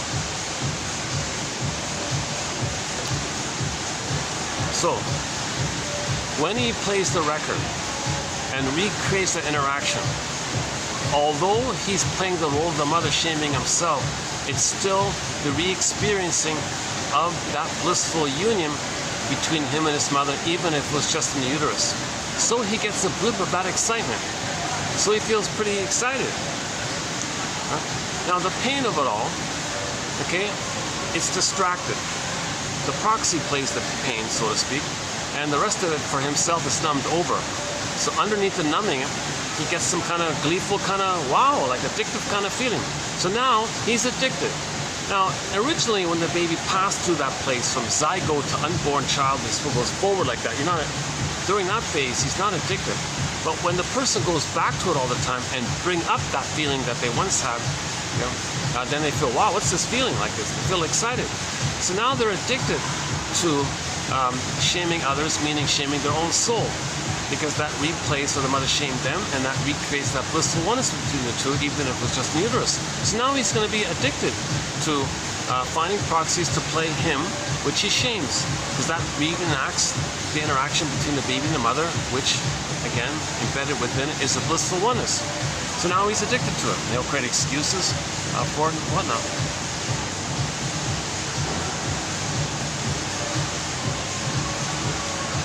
Wow, some people would go to real extremes to be seen and get attention, right?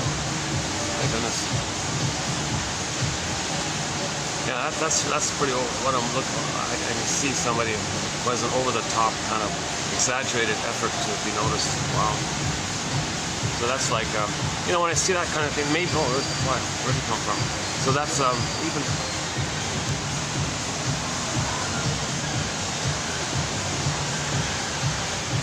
Oops, why do we got a fly here?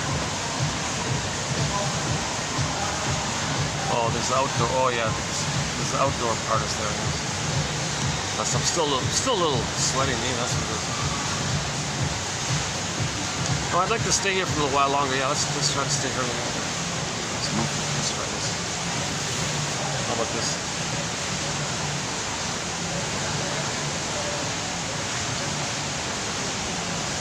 Oh my goodness.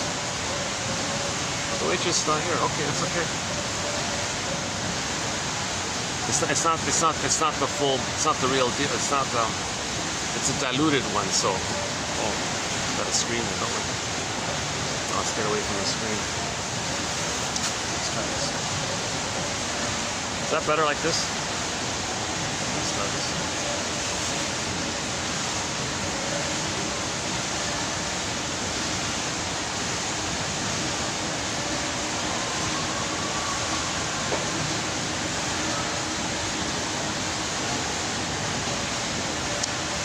Yeah.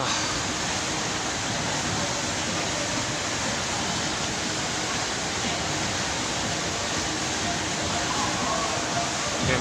So the sting of personality patterns, they reject the quote-unquote human side of being human. They reject the feeling, the authentic self, the feeling self, the ontological self. When they see it in others, they shame it, reject it, devalue it. So this is mainly with the attitude and their humor.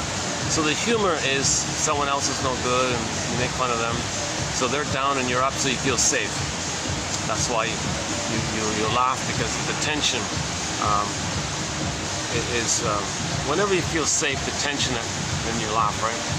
So if you feel tension, but if you shame your soul, seen in the proxy, and you're now the mother, getting the blissful feeling, you feel safer when you're one with the mother. So now you feel safer being one with the mother when you shame your own soul, seen in the proxy.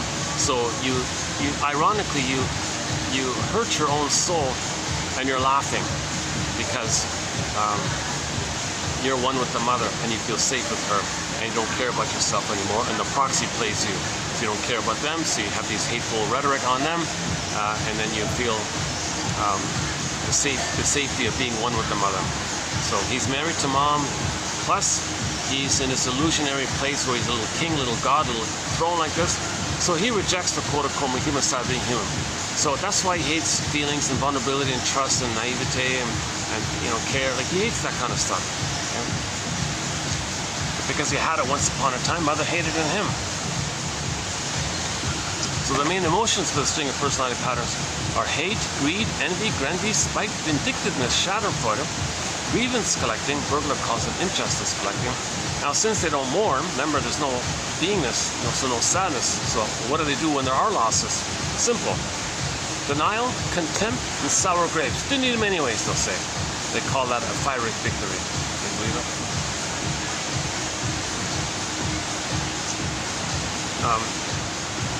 Now, okay, so so you don't. Their slogans are all jungle slogans, right? They have what's called constant survival anxiety. So trust and affection, you gotta be kidding. Vulnerability, so they don't make I statements. They can't say to somebody, when this happened, I felt, they can't make I statements. Okay, TQ 2360 on how to make an I statement. They can't free associate, because, no way they're gonna touch something real, like feeling too much pain, so they dodge or change topics or blame or accuse or flip or something. Now, what takes place in the mind? Grotstein adds an interesting point. In the sting of personality patterns, they have what's called the BPD amalgam. This allows the person to play Hall of Mirrors, House of Mirrors, now you see me, now you don't catch me if you can. So, the person has survival anxiety. For example, you say to them, geez, what you said, that was hurtful. What you're saying is hurtful. Survival anxiety. They can't admit something real. So they'll blame, attack, accuse, flip. So, you said this 5 minutes ago, now you said this. There's a contradiction here. You're lying. They'll just use any kind of tactic to blame you, accuse you. They'll forget. Did I? Oh, I forgot. Pretend to forget, really forget. Okay, so they can't touch something real, because once upon a time they were real to the mother, and look at all the pain involved. They don't want that again. So the amalgam allows them to flip and twist and blame like that.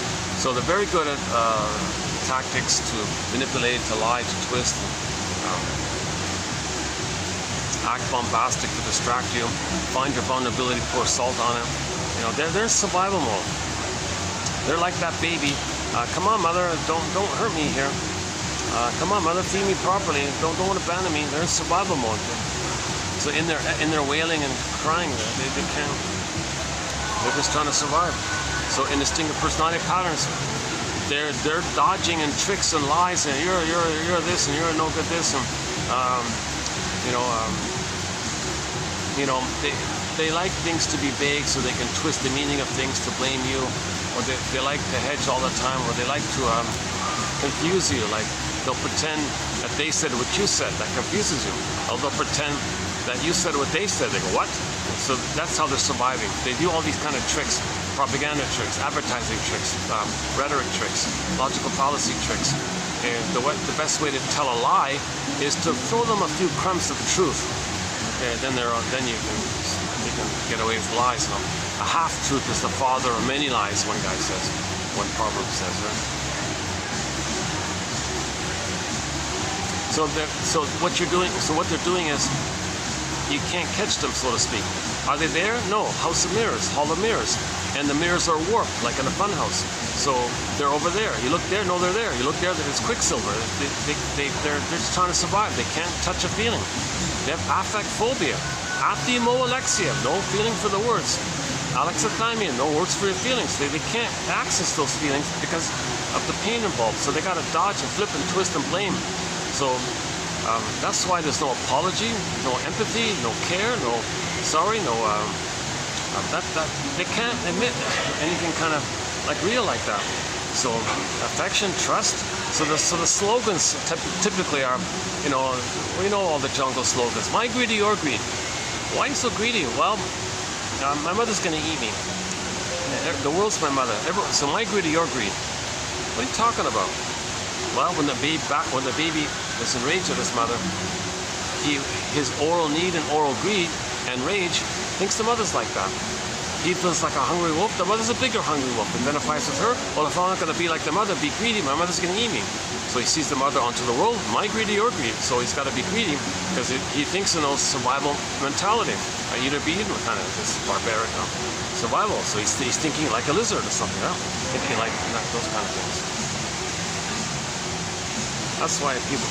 So we're not calling any person like that. We're nicknaming that part of the brain that's flared up, that's dominating them or something, or it's clouding their realistic vision or something.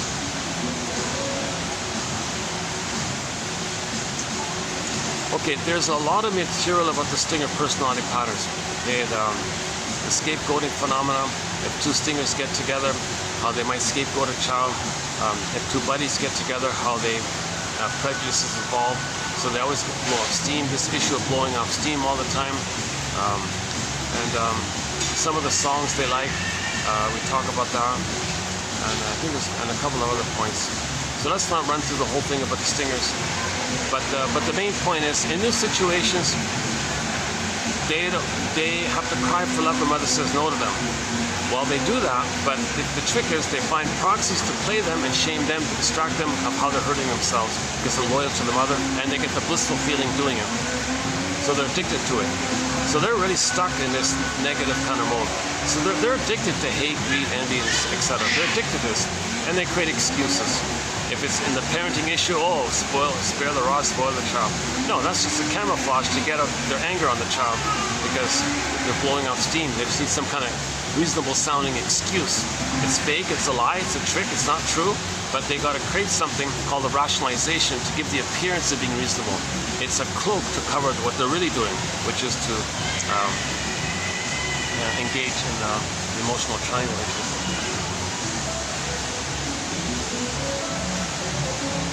Wow, that character really has it'd be like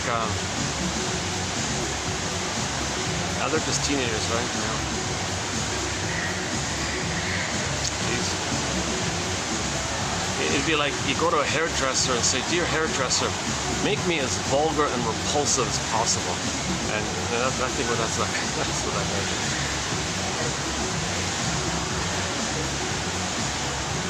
It does kind of like startle you a little. Like I noticed, Jesus, how do you?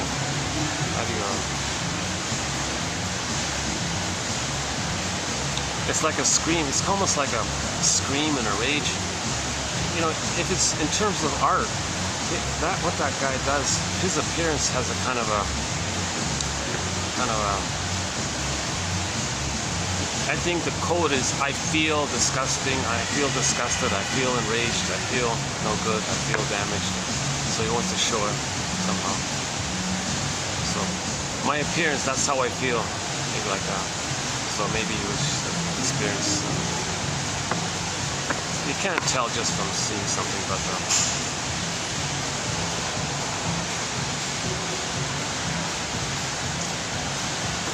well, how's the noise level here? Because if you're hearing me okay, I'll play this back, and if it seems like you're hearing me okay, I might do this again. But I got a hunch there's just too much noise all around, and you're hearing the noise over my speaking, right? Okay, let's finish the record. So if the child's traumatized post 18 months, he's a little better off, so to speak, in the sense that when he plays the record, he doesn't need proxies to play him. He plays himself. He'll accept his shamed, unloved, wounded, defective soul. He feels no good like this. He'll accept that. It's painful, it's childlike, it's vulnerable, but it's still in the human realm when he accepts his soul.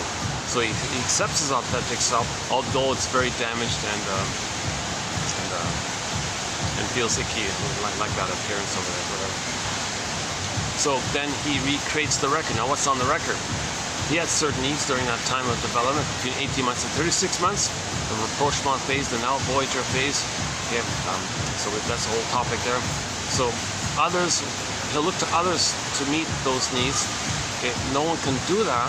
He'll be disappointed. Next situation, childlike. Be the good parent, tell me if my development to find myself. Disappointed. New situation, disappointed. New situation, disappointed. So that's for him to know the past. Like we repeat these things to get the story so we can stop repeating. So the clingers and the pleasers, you know, they look more childlike. They look more anxious or something. They look more frail or something. But they're kind of holding on to it kind of thing. Like they're kind of, they don't hurt others. The stingers hurt others. They just play infantile God, hurting others. Others are their soul, so they're rejecting the soul, see the soul to others, hurting others. So the stingers, if they see a clinger, they have immense hatred of the clinger. Like, that's me when I had them. I gotta hate it. I can't see that because I had that once upon a time. All the pain around, I don't feel that pain, and they hate it. So they'll as a defense against the feelings evoked in them, they'll engage in their repetition compulsion, in their record. They'll see you in a negative way. They indulge in the addictive delusion that they're little God in a blissful state in oneness with the mother. So stingers don't make I statements. They don't free associate. They don't go to therapy. They don't do talk therapy. If they do anything in those areas, it's cynical. It'll be a joke or on a lark or for fun, or sadistic fun. They can't do it.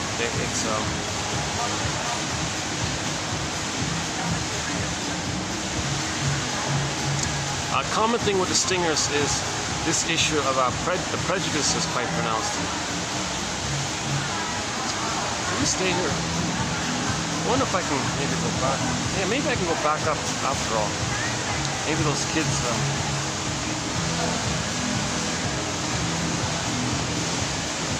How about here? Let's try this again.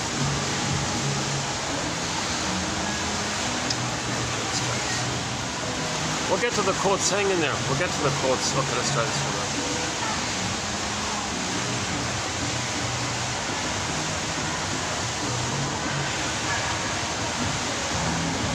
Okay.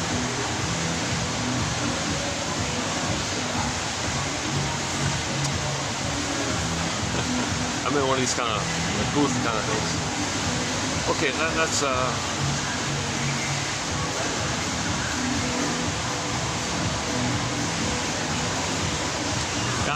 One common thing about the stingers is an immense amount of hatred of the other. Other means mother. Put a dash between the M and the O in the word mother. So if they see someone who's who interrupts their fantasy, that maybe one day in some nostalgic fantasy they'll get the proper love in some fantasy. If they see somebody with a kind of otherness that reminds them of the mother, they hate the mother. Although they are the mother, they hate the mother. So if they see an other, somebody with a different culture or whatever, different background or whatever, doesn't matter, they'll say, oh, wait a minute, that reminds me of mother. So they hate the mother. So that's one theory about prejudice. So stingers have a lot of prejudice, of course, because it interrupts their fantasy that maybe one day, in some nostalgia fantasy, pathological nostalgic fantasy, the recent topic, that one day they'll be reunited in some utopian kind of imagination where they get back to the breast mother. So they want to preserve this illusionary breast image mother, that maybe one day they'll get that. If they see an other, it interrupts it. They don't interrupt my fantasy. So that's why they hate the other. Plus, if the other is seen as having an identity, envy. They got some goodness. If the other is seen as having some goodness or whatever, they hate the goodness. And they hate the otherness. So the stingers have a lot of prejudice like this. Clingers, no. Clingers and pleasers, they say, I'm a little child, I'm wounded, I'm damaged, but I hope someone can help me resume development. So they're still on track. The track is, in the beginning, all babies say, I'm not okay, you're okay. Okay. The baby is like Fairbairn calls it the moral defense. He's going to make this decision. Well, mother doesn't meet my needs. I guess I'm not okay, I'm defective. And now the baby thought he's going to save the mother. He couldn't save the mother. He's guilty, unconscious shame, unconscious guilt. So he feels defective, no good like this. Now the mother must be seen as good, even if it's a lie, if it's a trick. Mother's seen as a monster, denies it, separate bin, splitting mechanism, another defense called splitting. Hallucinates a God, if there's my mother, he's got to see her as good in order to survive. So all babies begin with, I'm not okay, you're okay. That's the starting point, right? Now in the case of the stingers, they can't stay on that track. It gets derailed, so to speak. So they project their not okayness onto others, say they're not okay, which is them. And they revert back to the uterus time of being on a throne and say, I'm okay.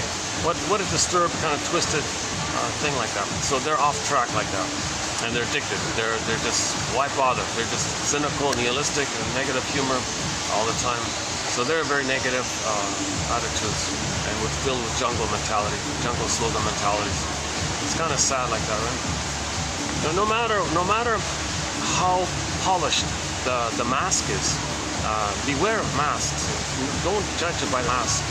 They may have a charming mask or something. You got to look at the true attitudes.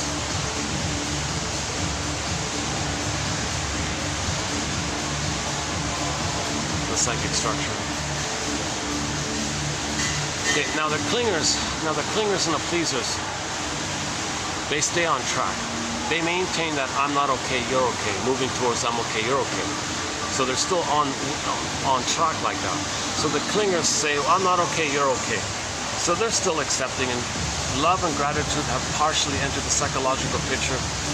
Care and empathy, it's sort of midway like that. So they're kind of caring like that, right? And their humor is more playful, their humor is more helpful, like that. Now the stingers, their humor is more attacking humor, right? It's more aggressive and hurtful humor. So the stingers are considered the emotional sadists, and the clingers are considered the emotional masochists. I don't know how helpful that is, but some shrinks take it in that construct. Use that construct. So the clingers appear self-defeating, but that's for their autonomy, that's for their happiness, they're self-defeating. Stingers don't care about that kind of stuff. They're just satisfied playing infantile God, and they're addicted to it. And they think that false self is who they are. That's all they know. They think that this false mask is their identity. That's who they are. Winnicott's famous line, famous string, The false self is meant to protect the real self, not replace it. But with the singers, they think it's replaced. And if something represents the authentic self anywhere, they can't accept it.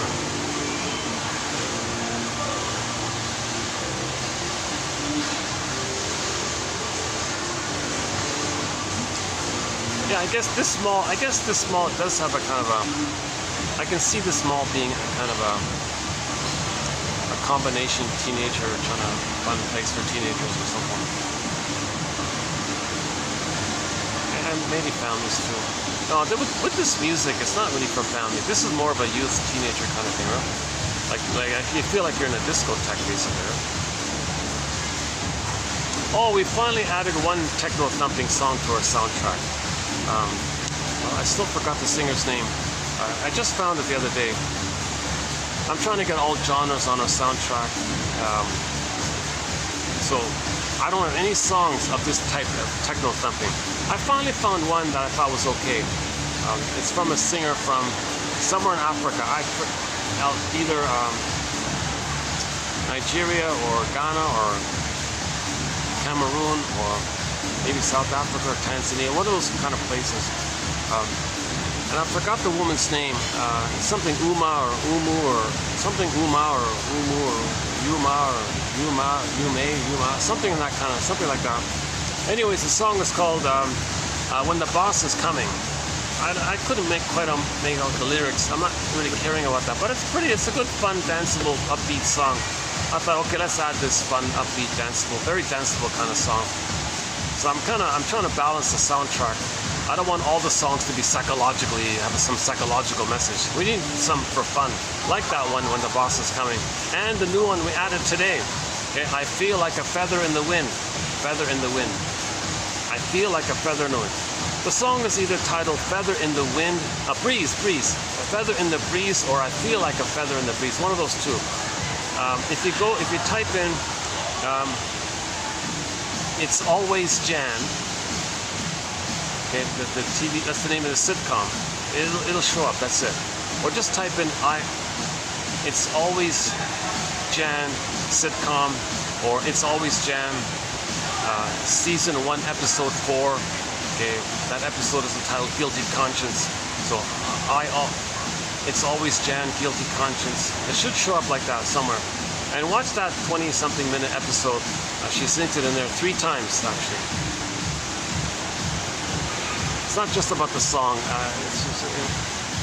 It's an episode about loyalty and friendship and all that, and ambition, like, you know. So you'll see what I mean if you watch it. Huh?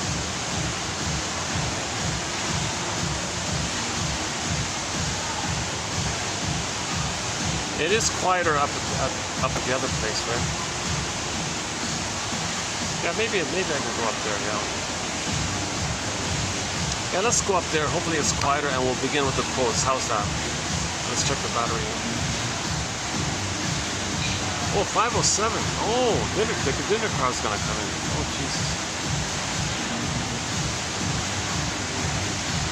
Oh, I got a really late start, didn't I? We'll just stay here. It's too loud, right? It's too loud, man. Yeah, let's go upstairs now.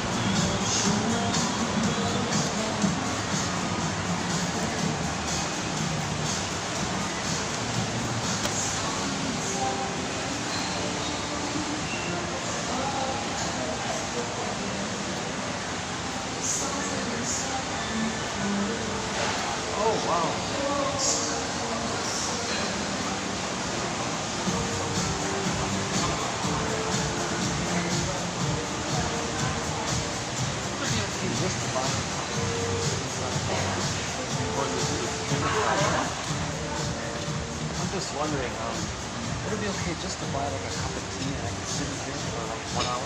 Tea? A cup of tea? Is that okay? Because I know it's dinner time, right? No, not dinner, no drink, not anything. No, no. You check it, okay, no. Oh, look at that. I can sit there if they agree. Maybe I can sit over here. Oh, they got another place here. Oh. Oh, they got a nice, oh, look at the nice place here. At least I'm seeing a nice place here. This is only for dinner, right? Oh, Yes, sir, for dinner. only for dinner, right? Yes. Yeah, yeah, okay, I thought so, yeah, just let me check. That's a nice place, oh my goodness, yeah. Okay, thanks.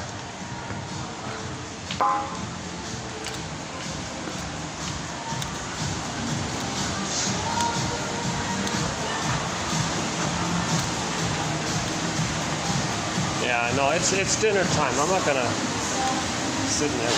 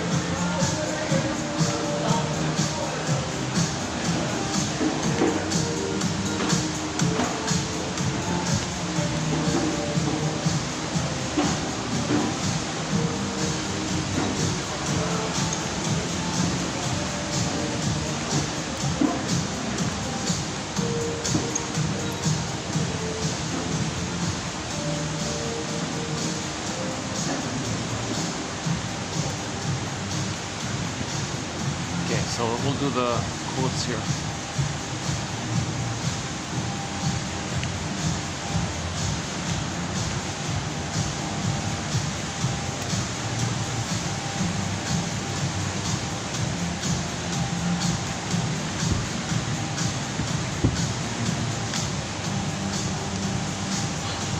Oh, my coffee's still there.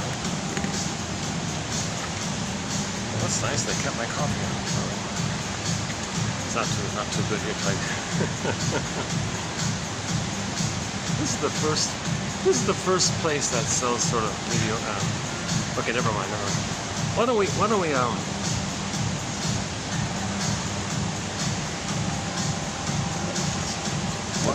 just get into today's quotes? Okay, tell you the truth, the first three we did in the last video. So the first three here were discussed in the last video because they're about nostalgia. So due to space limitation, I couldn't cram it in, so it's a carryover. So I already discussed the first three about nostalgia. I don't want to open up this topic. I feel like I really dwelled into it, and it's funny, and it's a very triggering topic. It'll bring up lots of dreams. My goodness, this whole discussion of nostalgia, really, it can be very helpful in terms of reflection, like reflecting things and bringing up things. Now you can feel what you couldn't feel because something triggered, something reminds you, right? So I'm not gonna do the first three here.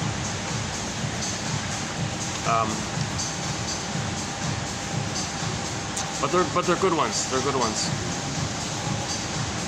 It's a big topic. Yeah, let's not open that one. Okay, let's do the first one here. It's on the topic of grief. The main point of this one is, ideally you want to have your embodiment, you want to have that capacity of having your identity and doing the natural 5 stages of grief process. Like, you want to be able to do that, right? That's the normal kind of thing.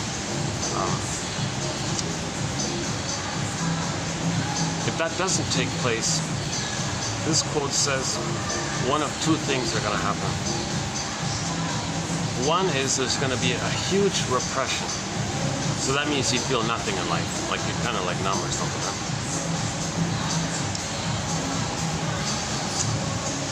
That's a huge repression. An omission of affect, yeah. But the more common one is the third one. Okay, again, there are three possible reactions to loss. The first is to go through the grief work process and admit it. Okay, the reality. It's this verdict of reality. It's this verdict of reality that makes the work of mourning so difficult. So you need a conscious ego for that, and you gotta get the true story to do it. You can't lie. You can't say your mother's a goddess. You gotta get the true story. You know, you can't totally hate her like the fawns did. The fawns wouldn't mourn that issue with the mother if you use and rage at her like that. You gotta have a balanced. It's called the golden mean, temperance, the golden mean, the middle way. The third side of the coin holds the other two sides. You got to get that middle way, right? Then you can mourn. Okay, the second is to repress it, resulting in an omission of an affect. The second one sort of blends in with the third. I think it's the same. Okay, the third possibility is that grief may be expressed in disguised, unconscious form at a much later time. For example, the development of hypochondriacal complaints. So if somebody's complaining and whining or something, right, that it can leak out. They can't mourn a loss. So if somebody's whining and complaining, well, it's a dispersal and displaced. It's a dispersal of the anger and complaint to the mother. The real complaint's with the mother, but if they're complaining about every little thing, that's a displacement and dispersal because it's too much with the mother. It goes everywhere. So you're not mourning the loss of the need for a loving mother, right? So it can come out in all these complaining, OCD-ish behavior. So grief may be hidden from awareness through the use of various psychic mechanisms such as, projection is a common one, displacement, acting out, manic behavior, and even, here's a new one, and even in the criminalic. Okay, so the example was some novel, the famous novel Crime and Punishment. There's some kind of character in this novel named Raskolnikov, is that right? So this character may be viewed as the quote-unquote pale criminal. I haven't looked at this one yet.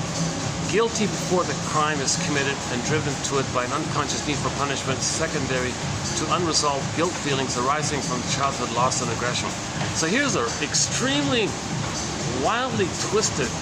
See, I'm including this because we don't have many quotes on the crime area, the mechanism of criminosis, Berger calls it. We have a couple of little teaser quotes. We don't really have many quotes. So here's one kind of question mark in this area. Let's say the person can't mourn any kind of loss, right? They gotta mourn it. Now, there's a lot of pain and guilt on your end like this. So you feel guilty because you can't mourn. I mean, you take the blame on yourself that the mother hurt you. There's something wrong with you, so you feel guilty. You couldn't save her, you couldn't heal her, you couldn't cure her, so you feel guilty. You feel guilty. So now you think, geez, I feel guilty. So he actually creates some kind of criminal activity and gets the actual punishment because, well, he's already guilty. What wrong did he do? He doesn't know what wrong he did, so he does something wrong to fit the guilt. That's the so-called. So that's just a question. I don't want to talk too much because I don't know about it. Out of my zone here. I don't really cover this kind of topic. I'm not a forensic psychiatrist like that. Right?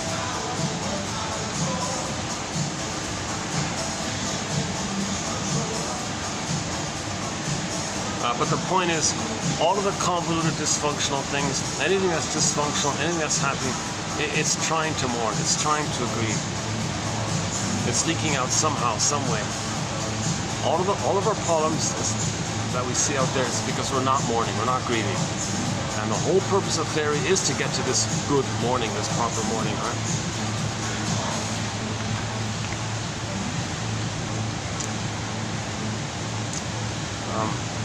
Okay, next one here. The client treats others critically, just as his inner critic does to him. The advantage of this displacement onto others consists in establishing a fiction in one's indignation. Oh, that one's indignation is justified, and in converting an internal conflict into one which is external or projected. Okay, this is good. It reminds me of Ellen in the comic psychoanalysis. Ellen had the thing about her. They said that she had an inner critic. The shrink said to her, "You're criticizing yourself a lot." That's an internal thing. So she externalizes it. She thinks others are criticizing her. So that made her very shy like that, very afraid like that. She projected her own inner critic. The inner critic just means the mother hated you. Now you're hating yourself, that's criticizing you. Or the memory that you couldn't save the mother, that's criticizing you. Did you save the mother? No, you didn't. That's another inner critic. So this inner critic issue, you project that onto others because you don't know that it's with them. So if you think others are hating you, well, you're hating yourself. Now, if you think others are hating you, then you respond by social withdrawal, social anxiety like that, right? That was her issue. She had huge social anxiety. So she avoided people. People thought she was a big snob. Oh, you're such an aloof snob like that. It wasn't like that. It wasn't like that. She just projected her own inner critic onto them and thought they hated her. So she was shy like that. But it wasn't true with the other people. But she self-fulfilling prophecy. She kind of created it like that. Sometimes people project their whole inner structure onto others. Like the stingers think others are stingers. Migrated or grieved. Whoa. No, not all babies are traumatized before 18 months, but those who are traumatized before 18 months think everybody's traumatized before 18 months. They can only see their way. They can only see their lens. Now the clingers might do the same thing and think that the stingers should be friendlier. So they're projecting their psychic structure onto them. Stingers don't know what you're talking about.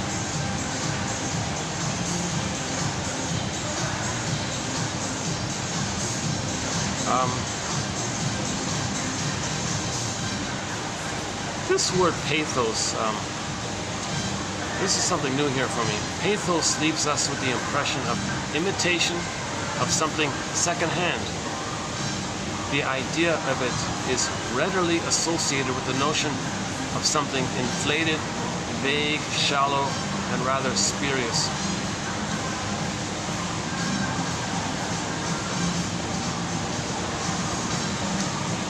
Like in music, or like you watch a movie, there's a sort of a pathos about that movie. You don't know what it is. Vague, kind of fake and vague and shallow. I don't know what it is, some kind of pathos. And I like that character I saw earlier. Oh, that pathetic character, like that disgusting appearance he put on. There was a real pathos about that. An intense emotion that's vague and we don't know what it is. And his extremely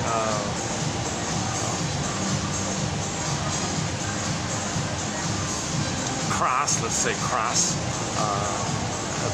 get up and all this appearance, the hair and everything, the whole thing, the whole package.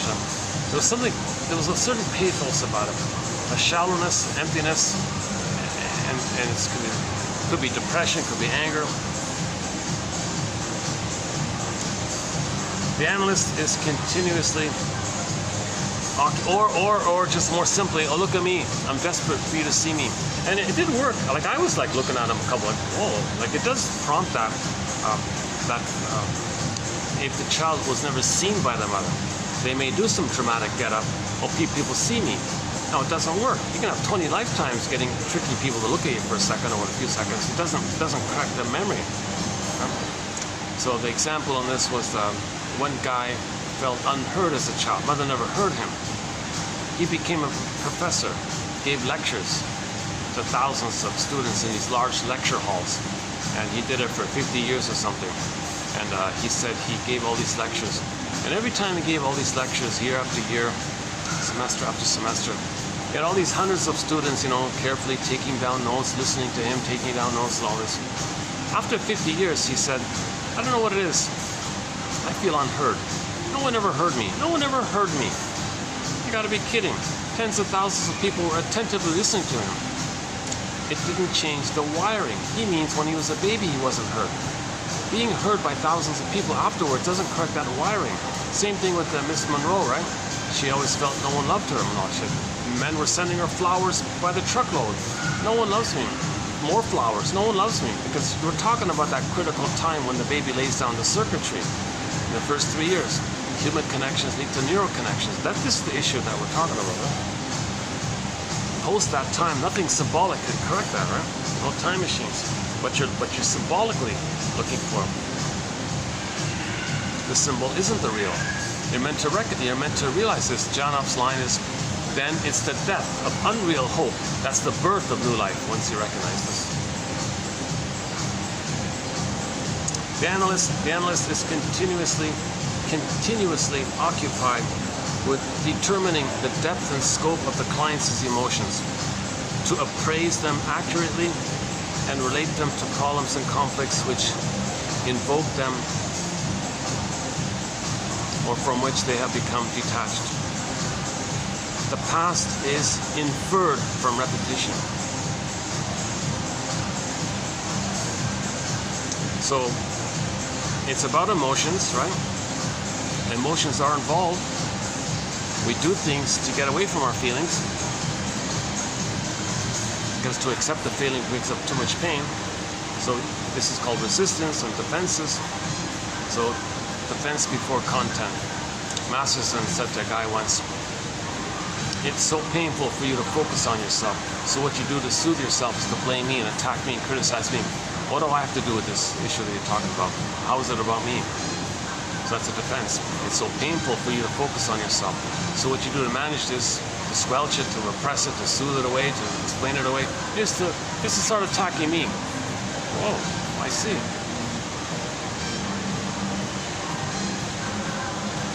Okay, the past is inferred with repetition.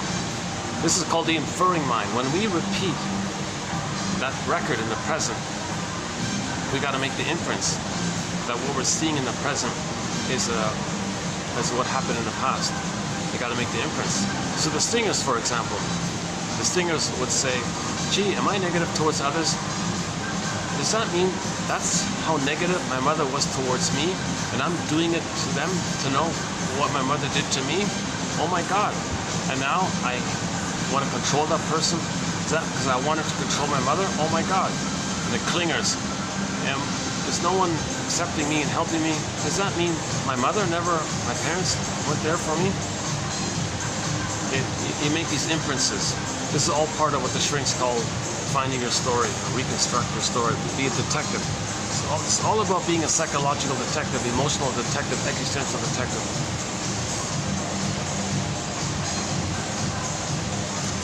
Okay, I'm not sure if the next three come from a well-known author, Martin Bergman. We have some of his quotes earlier, and I thought he was pretty good. So here he is saying Freud said such and such. Now up to this point we have no Freud quotes. So this might be the first actually type of this. If he's going by the translation, then this is the first. Now if he does know German, which I think maybe that's the case, then he kind of cleaned it up himself. So I'm not really sure exactly who translated this. Anyways, for the time being, I'm going to include it for the time being and take it away later. If it is from the disturbed translators, I'll take it away. Because we have no Freud quotes here, so let's keep that pattern. Due to the disturbed translator, they were cynics. They wanted to mislead people and confuse people. The guy one of them said, I take gleeful, sadistic, vindictive, ha-ha delight at everybody trying to figure out my translation. A good example is when Mr. Freud in German created the phrase Abrierung, meaning when there's a release, a belated release of your feelings, abriérong. When there's a belated understanding of your patterns, you have a belated release, an abriérong. So abriérong in German means like a belated release like that. So the translator took that phrase into English, abriérong. Okay, abreaction. Oh, come on. We know in English ab means against, but in German ab means it's like a delayed release like that. So he did it on purpose. It messes with people. Oh, what fun! You can't blame me. Freud said ab. In English, we have an ab. We'll just say ab. Okay, so this will. If you want more on this topic, that's a good example of the disturbed translation. That topic called abreaction. When you first hear it, it's negative, but no, the original German is positive. It's healing. In English, it's negative. Confused the hell out of people. So this, I spent 3 videos on this topic. 2771 to 3, just on this one word. It took me 3 videos to cover one word. Can you believe it? Oh, yeah, that's a bit. And those 3 videos are a very important supplement or tag on to the prior quotes by Janoff from 45 to 70. 2745 to 70, the work of Janoff, and then the tag on 71 to 73 to clarify this term about abreaction. Janoff says, yeah, I don't like this word either. He would call it like primal healing or something. So Janoff would call Freud's abriérong. He skipped it over and said, well, let's call it primal healing or something. Like primal release, primal healing.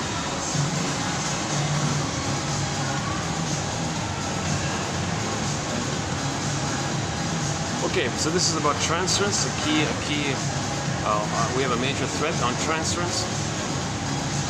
You transfer your memory in the past to the present. You see the present as the past. You're transferring it due to the repetition compulsion. All in an attempt to make the inference to know what happened in the past. To get your story, then you stop repeating. Okay, Mr. Freud reversed the blind Cupid metaphor. Remember Mr. Cupid there was blind, couldn't see? Well, it's not about that. It's not Eros who is blind, but we do not dare look at him. See, we're not analyzing this stuff. We just say we're a victim of it. No. In his case, he said, love entered unbidden into his consultation room in the form of transference, a false connection. Okay, so we're talking about transference love.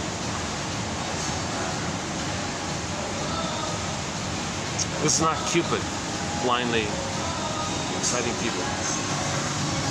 If somebody in the present reminds you of the mother, you flare up the wiring with the mother you laid down. So somebody in the present, you don't even know them, love at first sight, oh, Cupid, no. That person has the same psychology like your mother. That flares up the wiring you laid down with the mother. Now it's stuck, it's frozen, unfinished business. But there's still that blissful quality to it. And you're waiting for mother to continue to meet your needs. So somebody reminds you of the mother, you flare up the wiring. So in effect, you transfer the mother in the past, in the nursery, to the person in the present. It's called transference love. So you look at the person in the present, and you feel that excited feeling you had with the mother, but forgot. But now it's flared up by the triggering effect. So now the person in the present is seen as an emotional reincarnation of the mother. Then you say to them, oh, you're the one, you're my first, you're my last, you're my everything, you're the one. You just saw them for 1 second. How can they be the one? You don't even know anything about them. But your feeling, the blissful feeling you had with the mother, their presence, your unconscious identify, oh, they have the same psychology like the mother. Now, you as a baby, you laid down wiring with the mother who has the same psychology like that person in the present. They have the same kind of psychological structure, narcissistic pattern, bully pattern, whatever it is.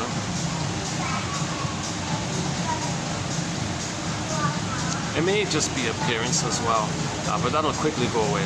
It's when the psychology is similar. Then that flaring comes up. Then you say, oh, you're the one. Okay, I love you, you're perfect, now change, please. Please invent a time machine. Take us back to the nursery and complete the development and meet my needs. Okay, no, it's not making sense. But in the meantime, when that blissful feeling with the mother is flared up, triggered by the person of the present, and you say the person of the present is the one, you're the answer, I've been waiting all my life for you, and all this stuff. Huh? So for a period of time, you're going to feel that, honey, quote unquote, bedazzled, spellbound, excited. Oh my God, time stands still. Time issue, right? No time, lose track of time. Wow, now you're in that honeymoon, blissful kind of, what the baby was in. The baby was in a timeless, blissful honeymoon kind of thing, huh?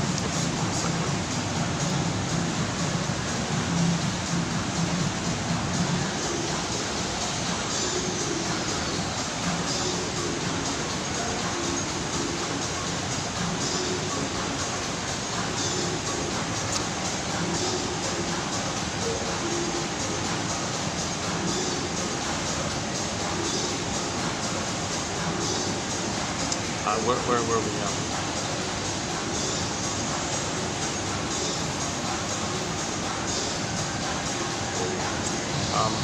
Okay, that's trying. So there's no Cupid out there, right?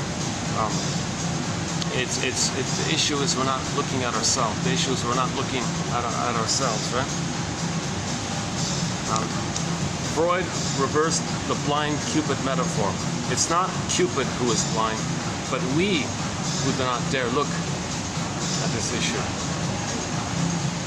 It's a false connection, obviously.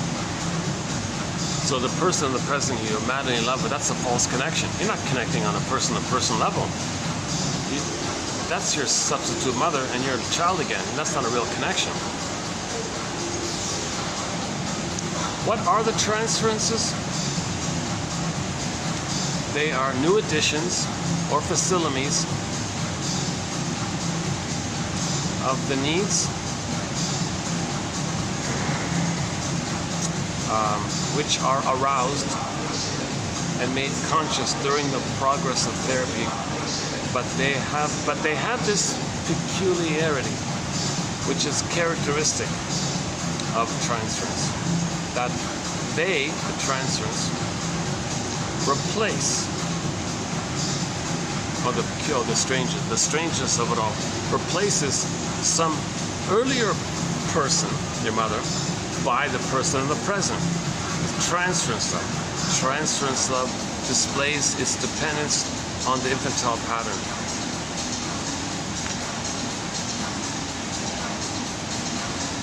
Okay. Close enough. All right. Next one. Examples of preconditions or neurotic preconditions for this kind of transference love may be found, for example, in the compulsive need of some men to fall in love with women who are promiscuous, or if the woman is married, or if the woman appears to need to be saved and rescued. Freud demonstrated that these preconditions are techniques by which the primary process mind, flip-flop, morph, shape-shifting, morphing, twisting, primary process converts this woman into a mother substitute. They are consequences of the fixation on the mother. Now, neurotic women may suffer from similar preconditions. So she marries a fellow and uses him to take care of her. But incest taboo.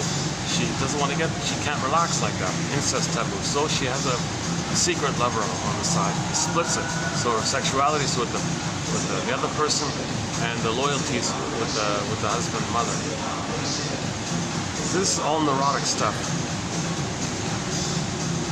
Okay? It is not unusual to find that clients seek therapy after the collapse of relationship. Here, important differences can be seen. When love is primarily based on object libido, so your life force is connected to the person of who they are, okay, then you can mourn. But if the love relationship is some kind of narcissistic thing from childhood, then the breakup creates the characteristic of some kind of a humiliation, collapse of self-esteem, anger, etc.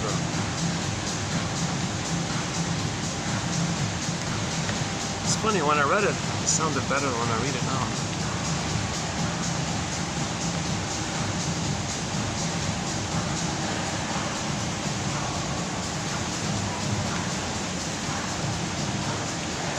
So it's just a continuation of the generally accepted idea that there's two kinds of love. The regular love, where you see the person for who they are, you know them, all sides of them.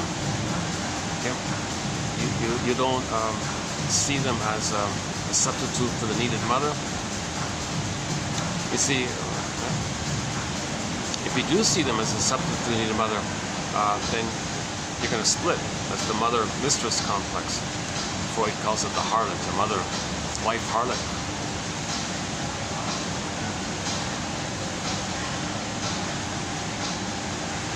Because you have the parent, you feel safe, then you relax with other people, and you have no obligation to them.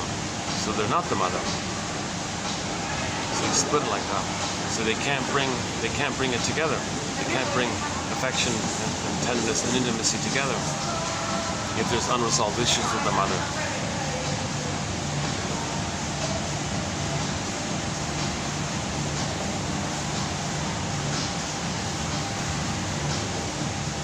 So it's not about some Cupid, yeah, okay. So it's not about some kind of Cupid thing. There's no some invisible, mysterious Cupid out there.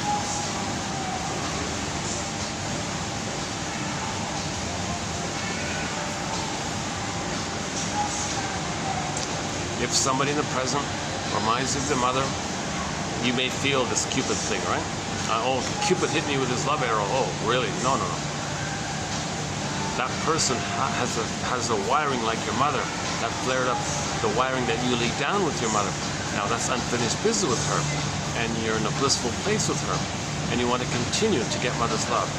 So that person reminds you of that past. You transfer the past to the present. It's called transference love. Then you're in this spellbound kind of phenomenon. The way the baby's in a spellbound, bedazzled state when he's in a blissful oneness with them. Now you're in a blissful oneness with the person of the present. That's the feeling of the past that you transfer to the present. It's called transference love. So you're not really seeing the person for who they are. You're not really thinking about them, their needs, their situation. You don't have their empathy for them and their story for them. You're just caught up in this dream that they're going to meet your needs that were missing. So of course you're just going to disappoint. Then you're going to be enraged at this person. Oh, you lied to me, you're a heartbreaker, you cheated me, how could you be so cruel? You lied to me, you deceived me, you're a heartbreaker, don't be so cruel. All that anger that comes up towards the person of the present, that's for you to know your real anger towards the mother. Take it to the source. This was all created for you to know how you felt with the mother, to get your story with the mother. Now, if you don't make that link back, then you're going to do it again and again and again. It doesn't work, right? So we recreate the past and the present to know what happened in the past. So the baby was enraged at his mother. So find somebody that reminds you of the mother and end up being enraged at them. Well, that's your rage at the mother. Then you give up this nonsense that nobody, that you didn't get those needs met. You're not going to get those needs met. You're never going to get those needs met. It's not about still trying to get those needs met. It's about admitting that you didn't get those needs and the mourning process. So then you can love somebody in the present after that.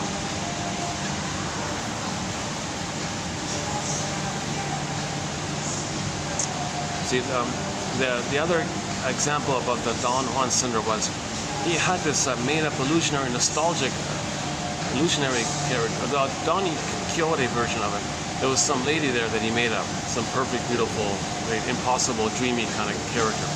Every woman he met, he compared to her. He had an image of a goddess mother who would meet his needs as a baby and all this. It's a made-up thing, of course. So any woman he met, he compared it to that. So he rejected all, devalued all, because it didn't meet up to that standard.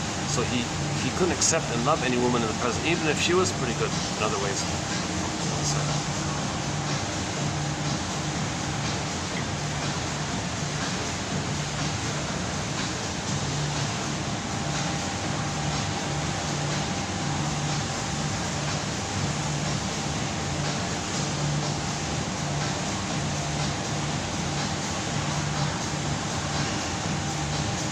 I guess I did spend 2 hours here, didn't I? Yeah. I promised them I'd only be here 2 hours. So I did like one and one kind of thing, didn't I? Oh no, it's only 2:30 here, yeah. I spent about a half hour there, it's 2 hours. Yeah, that's about roughly 2 hours. Okay, let me keep the reading here. Let's maybe go to the outdoor part for a little while. And maybe I'll start to wind down this video. So today's going to be a shorter video.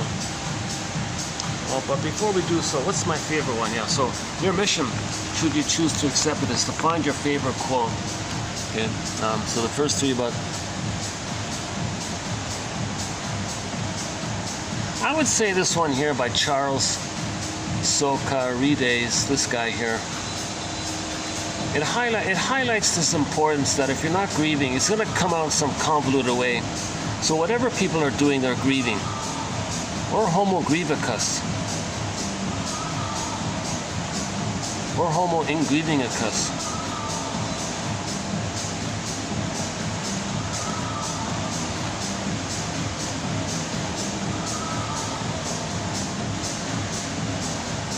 Okay, and this last one is okay, right? If there's a loss and you love them as a person, not as your substitute mother, then you can mourn. But if they were your mother, well, then you're just back to depression and helplessness and all this. According to Montaigne,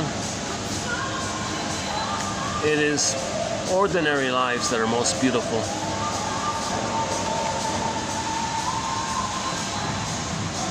I didn't have a happy ending for this video. I didn't have a strong ending quote.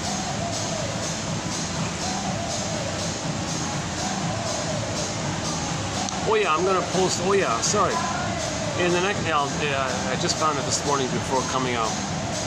So I mentioned earlier the actress Janice Page, K-A-I with the I-G-E, that one, Janice Page. I saw on YouTube when she was 95, she sang a song to somebody, some charity or something.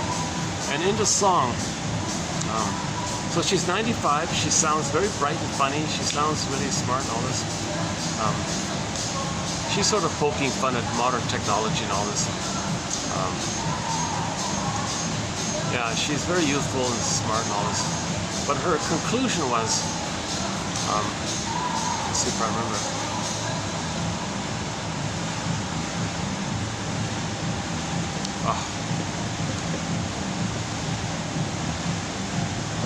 Hold on a second. Okay,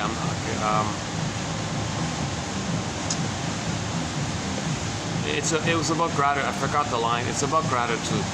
Her conclusion was she's going to live every day with. She's going to see each day with gratitude. I forgot the. I'll do it in the next video. So if you look it up, Janice Page. It's just an audio. You don't see it. I noticed there are a lot of like little mini tributes to her. Like a lot of people knew her. I'd never heard of her just yesterday, but a lot of people know her. Knew her. Right? She played in 100 films or something, but all minor roles, always minor roles. But the thing, her story was, even though her role was always minor, she lit up the thing. Like she saved the film with the little minor roles, so she would appear in little scenes, but she lit up the whole thing kind of thing with her little routines or something.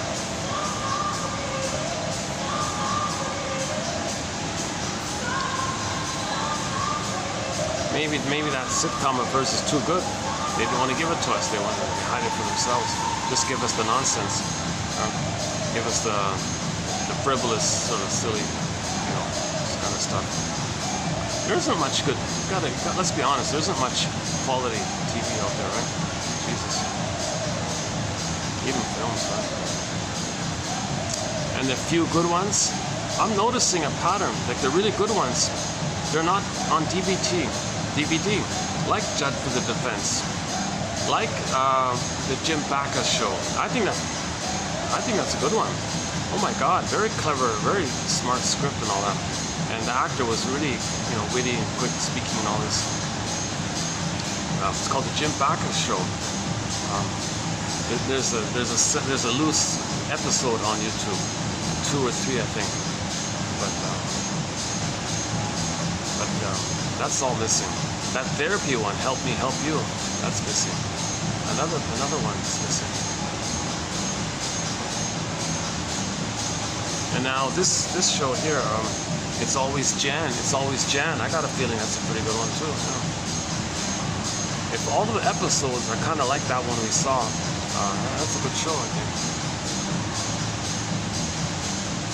That Jim Backus one, that's pretty interesting because he's the guy that creates things just to sell newspapers, Like he was really kind of like despicable kind of character, but it was revealing in a way.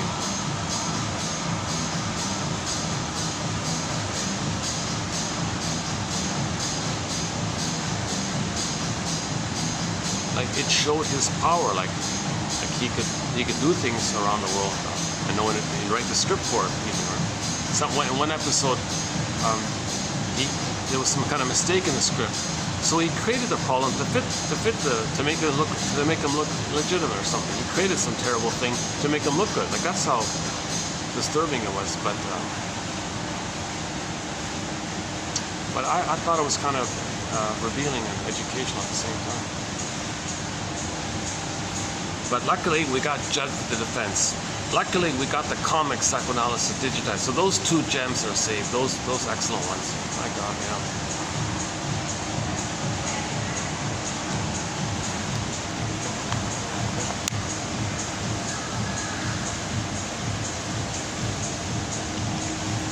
Oh yeah, let's back up here. Hold a second.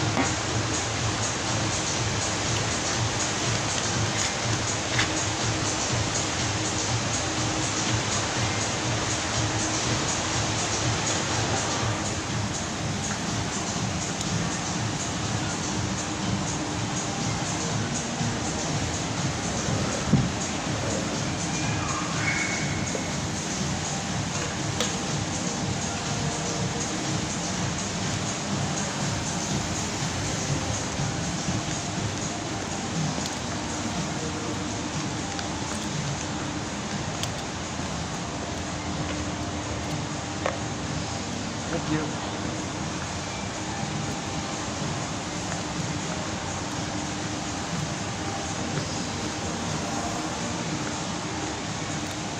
Did I go out of here?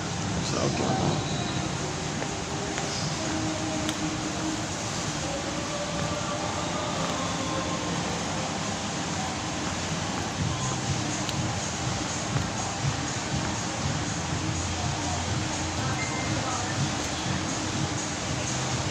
Actually,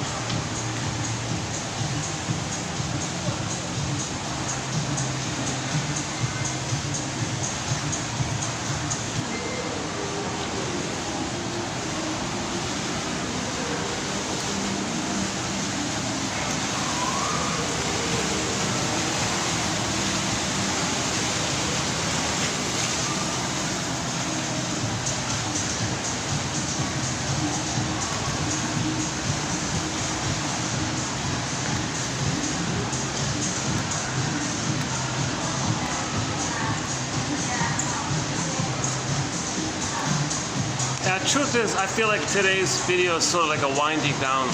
We just came off a very strong stretch of videos. I feel like today it's kind of in that little dip, so I'm going to take like a little maybe break to get refreshed a little bit. So the past 3 videos are very important about nostalgia. And this video, yeah, I feel like today's just some loose end quotes that we had here. I feel like a little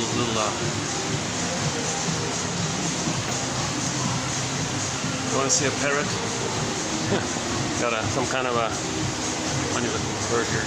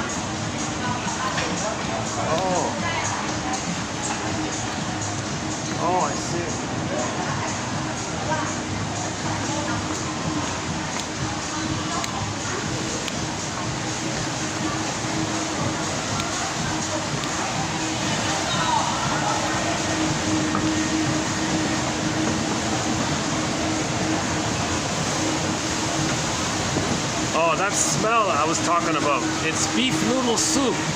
Beef noodle soup, that's what it was, yeah.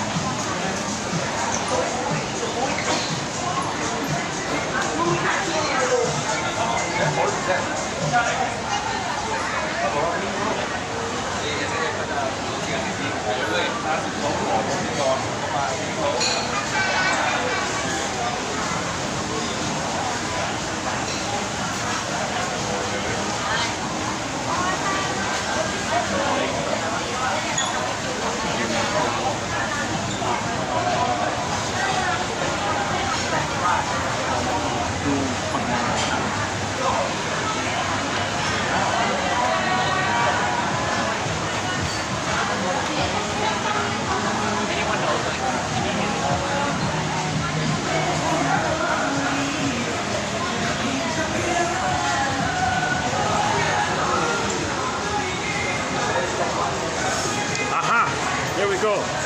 Yeah, here's the ad for Inside Out 2.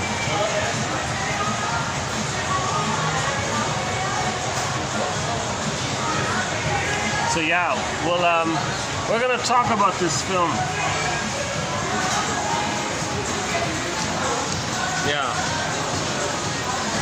Yeah, you see, in the new one, in the first film. So we had fear, right? Disgust, anger, joy, and sadness, right? Again, where are we here? Sadness, joy, anger. Whoops! Oh, well, the whole thing changed on me here. And they showed you also the 4 new characters: NU, envy, embarrassment, and anxiety. To wait for it? Okay, never mind.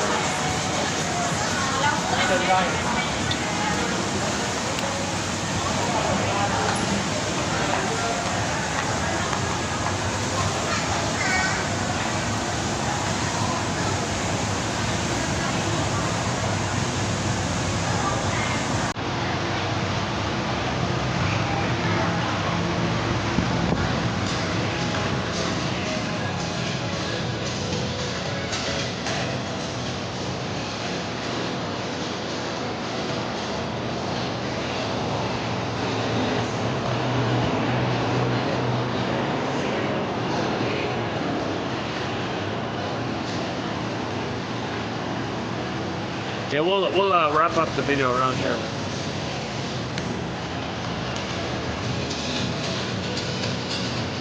Yeah.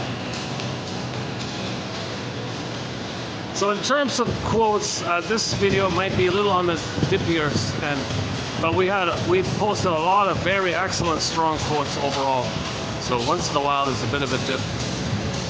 That tells me I gotta take a rest, kind of thing.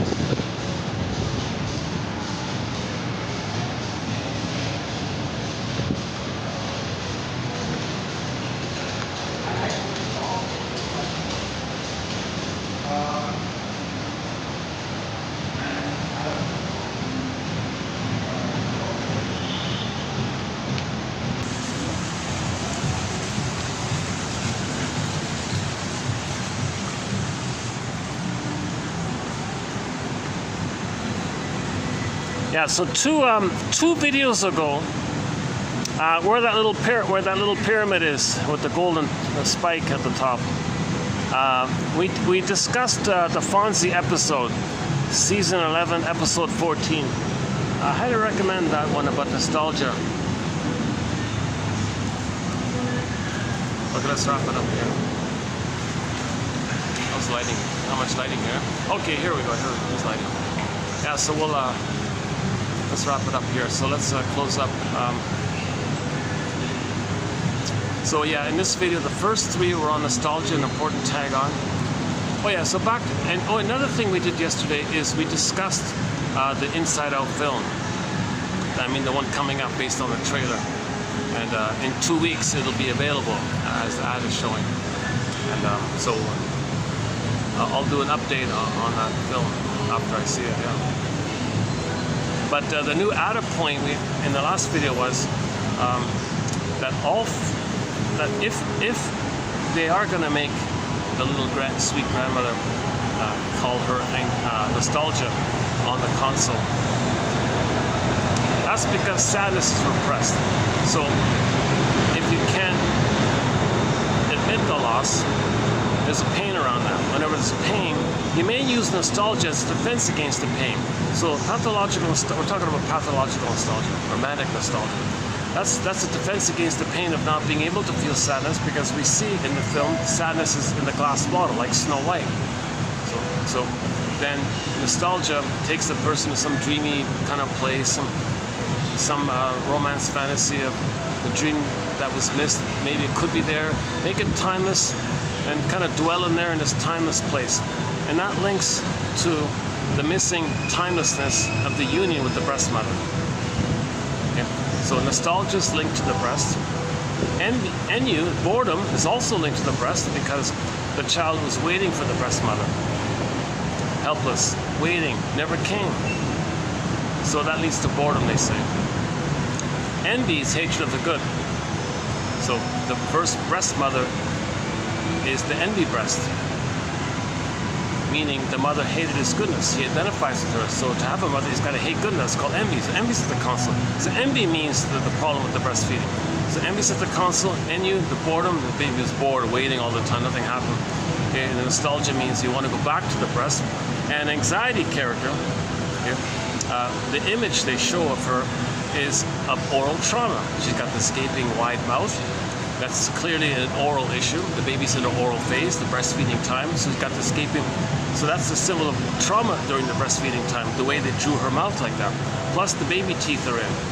Now either it's just baby teeth, or the child, because the breast wasn't there, had to use his thumb to stand in for the nipple. Baby's looking for the nipple. Where's the nipple? It turns to his thumb. What an abusive kind of situation. And that can damage his teeth, and maybe that's why the teeth are like that. So those four characters all have a link to the issue of the mother, yes, doing a good job in the beginning, but maybe missed it after birth, kind of thing.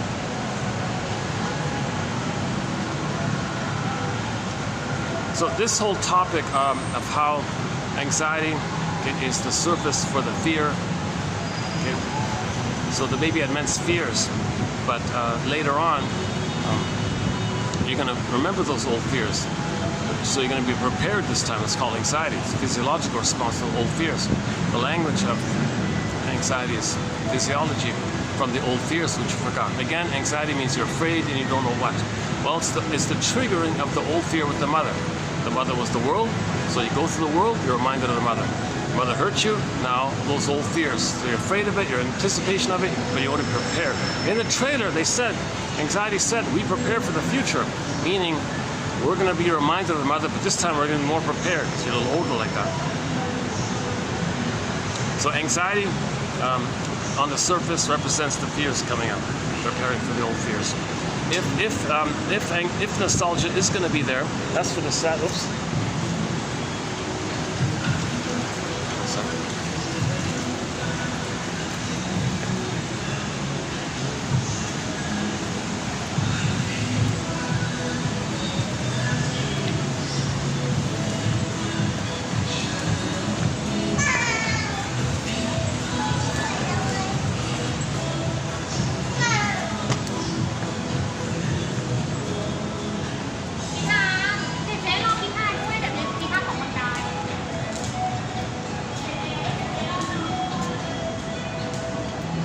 How's the lighting in this thing here? How's lighting here?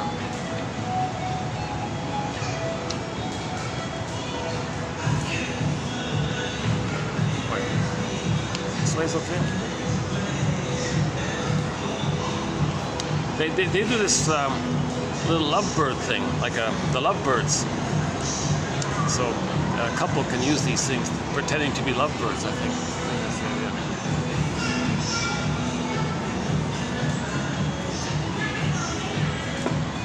Yeah, so anxiety is the surface representation of fear being in the bottle, being repressed and all this. Because the baby was afraid all the time with the mother, but when you get older, that you don't remember that, but it's coming up. That's called anxiety.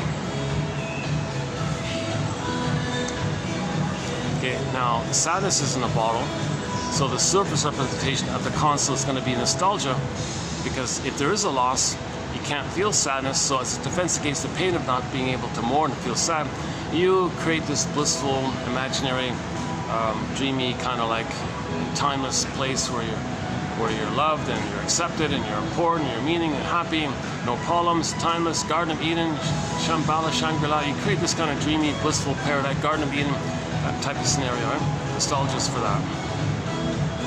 Okay, for anger being in the bottle, is maybe when you go to school you can't show anger, so you suppress it.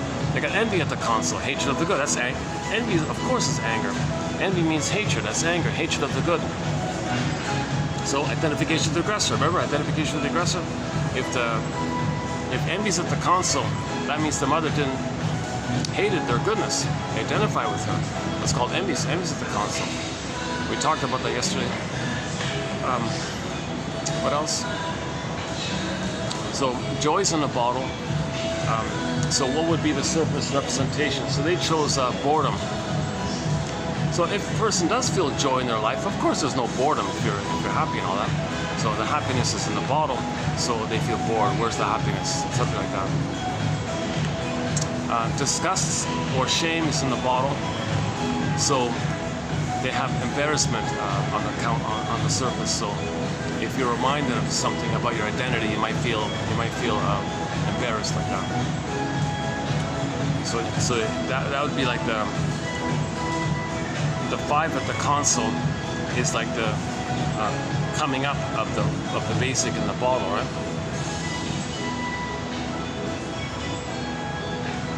So again, and so what about greed? Okay, well, envy's there. Envy's linked to greed as well. It's sometimes called grendy. So the anxiety character has the oral trauma. There's going to be oral greed. So oral greed from the anxiety image, and envy's there. So Riley in the trailer was greedy for things. She had good friends, dumped them for more prestigious friends. She was greedy like that. Now the envy part hated them, but you don't see it because they do what's called counterphobia, flip. It's reaction formation. So she overly idealizes them, but really hates them. But greedily needs them or wants them, but hates them. So love, hate, and mother.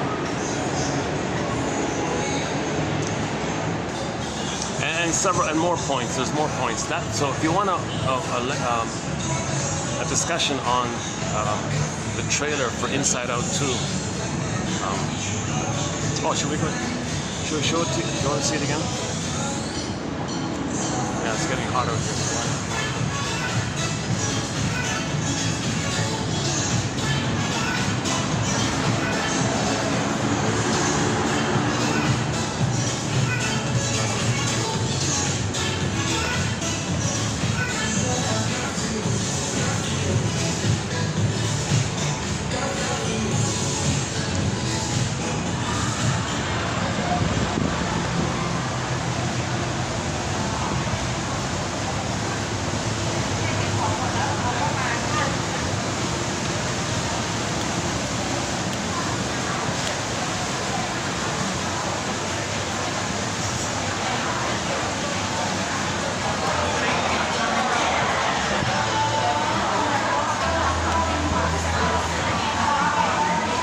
This one? Oh no. This one. Oh no, this one.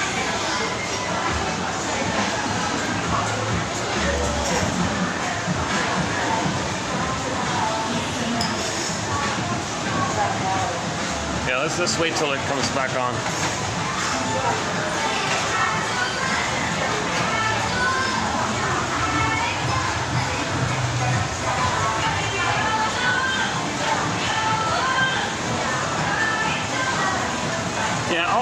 violent and horror films, that's trauma stuff. That's rage, all this blowing off steam. So all these films about violence and horror and all this, see, that's the not feeling. You're not feeling. If you're not feeling, you feel all this rage. So you want to blow off tension. That's what all these horror, violent kind of stories are about. There's all this violence and stuff like that. Yikes, that's pretty bad. So that's it's extreme rage. The baby felt extreme rage, put it that way. All that tension. So people watch that stuff. It's like a proxy for them. Yeah, I'm enraged on my mother. Where's the inside out ad? Hold on a sec.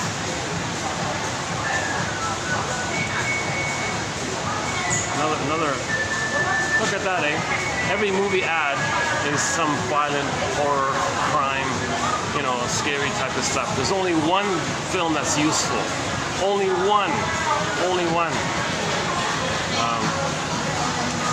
It's coming up. Hold on. I'll show it to you in a minute. Called Inside Out 2. Pete Docter, the creator of this thing, is a soul doctor in my opinion. He's a soul doctor to come up with this.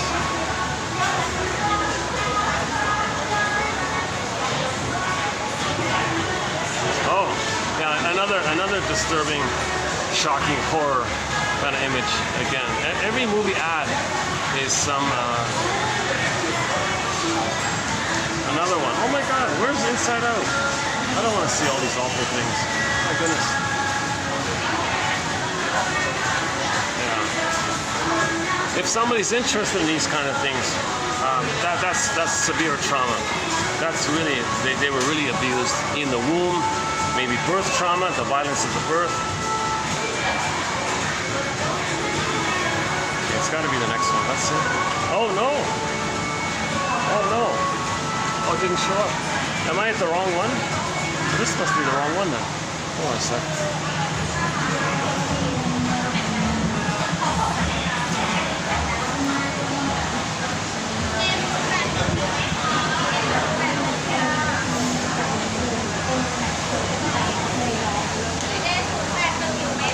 That was it, wasn't it? Oh, there it is. Oh, hang on.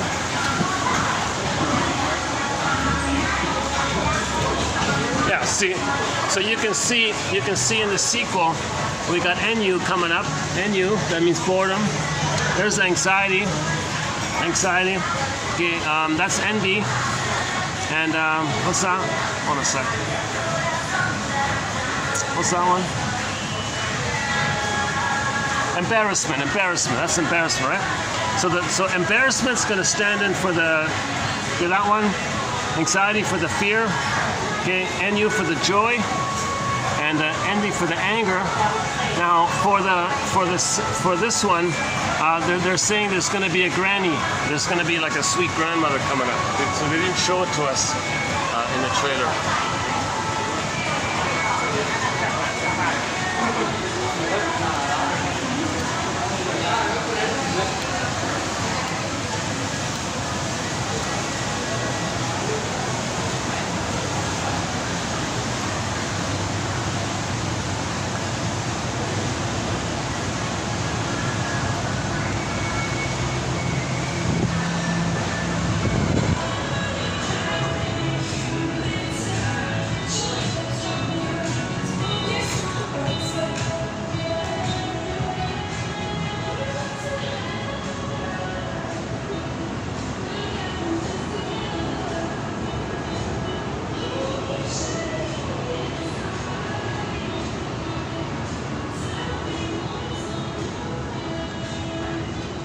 Wrap it up here. Let's wrap it up here.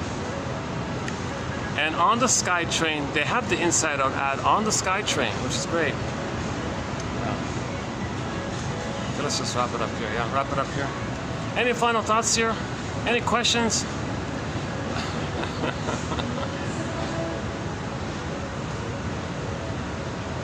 Yeah, yesterday was a lengthy one. Almost 6. Was it 6 hours? 5 hours something. I ended up wandering in the dark, trying to find a funny ending. I remember I was looking for some kind of funny ending. I struggled and grappled. I ended up with the idea that when we're triggered we can now regulate ourselves and soothe ourselves by our awareness and all this. That was sort of the ending of it all. So there's a good self-help exercise in our collection called "What's the hardest thing about?" And you fill in the blank. So whatever's going on with you, okay, just say to yourself, "What's the hardest thing about this?" And free associate, see what comes up. Often that'll do it. Or if it doesn't, then you add the I statement, TQ 2360 by Susan Campbell. That's a good one. Embed it within it. Just say to yourself, I must have a very good reason for feeling this. Yeah, that'll prompt free association. Give yourself some validation. I must have a very good reason for feeling this. That right away you're going to get some good free association. Just simple validation. You must have a very good reason for feeling this. Oh, no, sorry. What's the hardest thing about this? Oops. Oh, sorry. I'm getting this. I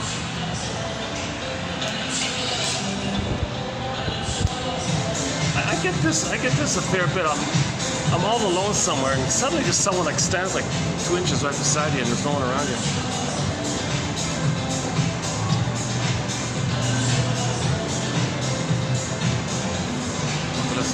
Let's wrap it up here. Yeah, let's wrap it up here.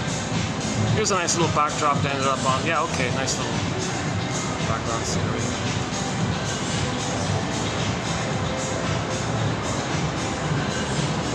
Yeah, so again, what's the hardest thing about? Fill in the blank. Let me try one for myself. Let's see. Yeah, I feel sort of I didn't give them the usual kind of good quotes that I like to normally do. I feel like I missed some of the of the quotes. Like I felt like there was one good quote maybe. I feel like it's not like my usual level, like in terms of the power and quality and helpfulness of the quote. I feel like I kind of had this dip today. I feel a little badly about that. What's the hardest thing about? What's the hardest thing about?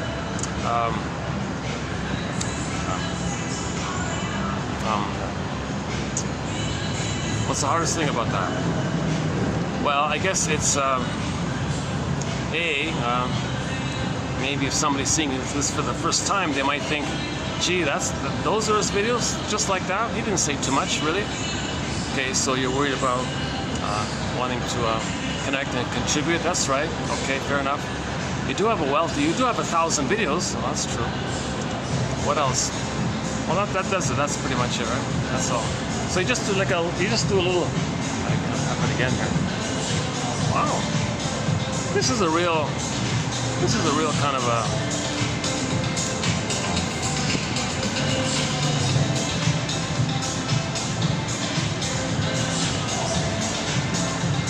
Like there's no excuse me or part or even like a little sign. Just like stand like 1 second, like 1 centimeter beside you, and just kind of like walk across you kind of thing.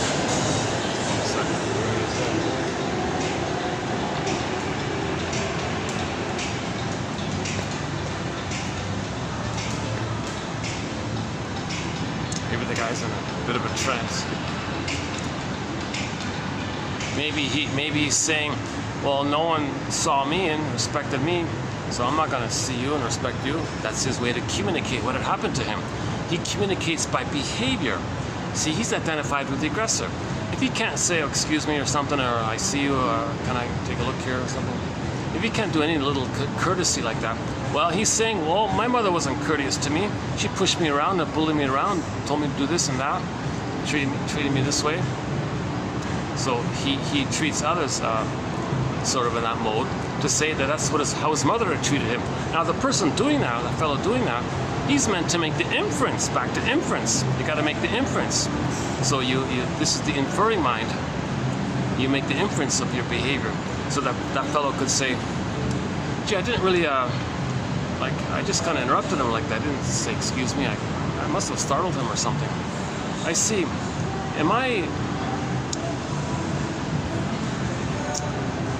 Like maybe I invaded his boundary there for a minute. Like, does that mean my mother invaded my boundaries? try it that way, right?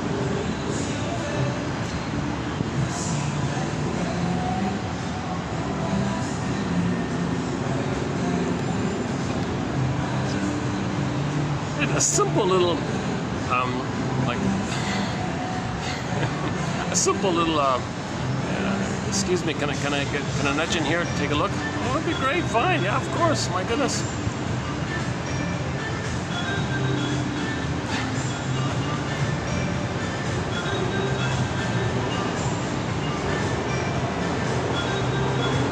Okay, so one self-help exercise.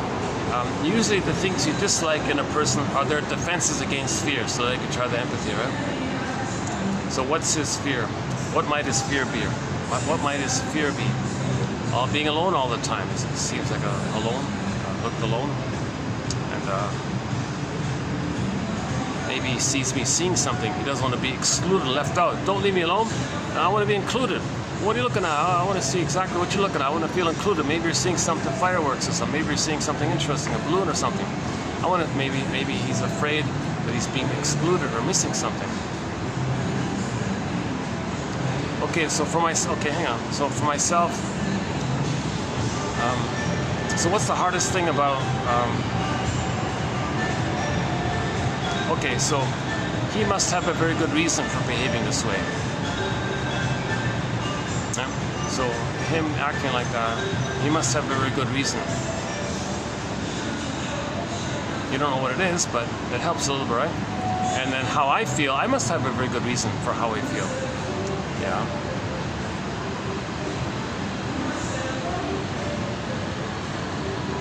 So what's the hardest thing about where am I?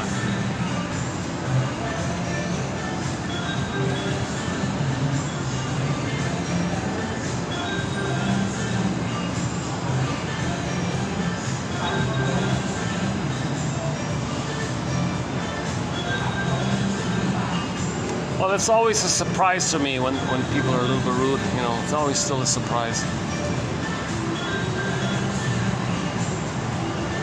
But it's the exception, not the rule, right?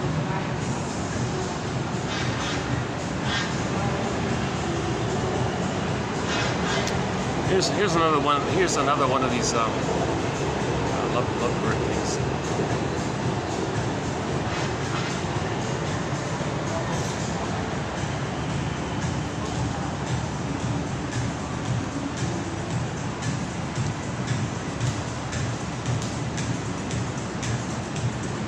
Actually, there's another little area. Let's see.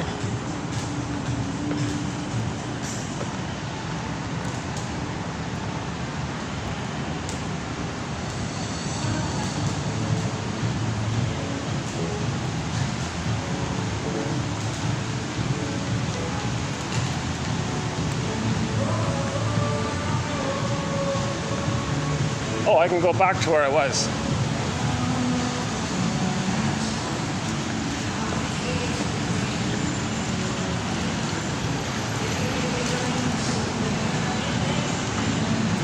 That song in the background sounds like Tracy Chapman's song, Fast Car, right?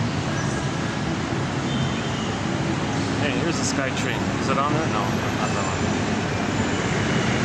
Yeah, so our new song, our latest song. I'd love to close up with our song. Our latest song added today, this morning, is I Feel Like a Feather in the Breeze by Janice Page. P-A-I-G-E, that one. Just passed away a couple of days ago at the age of 101. Listen to her little singing at the age of 95. She talks about gratitude. She concludes with gratitude. Every day live with gratitude. Every day live with gratitude.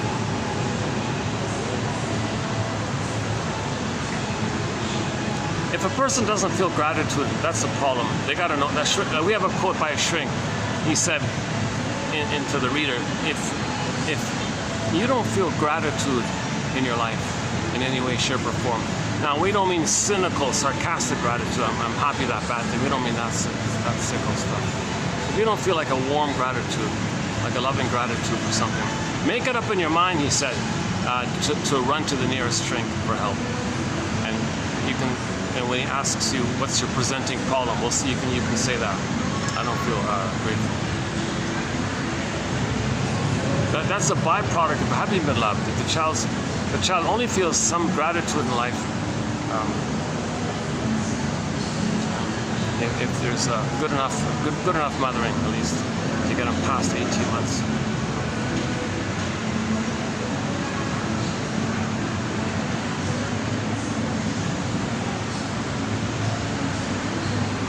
Yeah, there's the park again, yeah. So I've been doing some videos, I've done some videos in that little park, can you believe it? It's hot and sweaty, but I managed to do a couple of videos.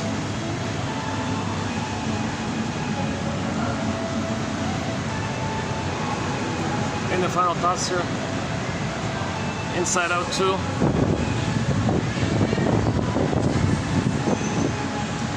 Yeah, he was quoted as saying, Pete Docter was quoted as saying that he felt there was a huge neglect of inner life, that we needed to teach some basic 101 emotional literacy, or emotionally illiterate. Alexithymia, no words for our feeling. Why? Athemo-alexia. We don't know our feelings for what are our words. Affect-phobia, a huge fear of our feelings. Emotional illiteracy, low EI, emotional intelligence, whatever you want to call it. We live to the extent that we feel. Now these feelings, they can finally reveal itself through symptoms, psychosomatic symptoms. So if a person has a psychosomatic symptom, that's feelings. So, Capex, J. Capex explains that when the baby's crying and screaming to the mother, and the mother gaslights them, the word of the year for 2022, gaslighting. A lot of mothers gaslight their babies, right? No, really, mother, I have these needs. I don't see it. No, you don't think I have it? I don't know. No, you don't. Yes, I do. I'm upset. You shouldn't be upset. No, I am upset. You need my needs. You don't feel that. Yes, I do.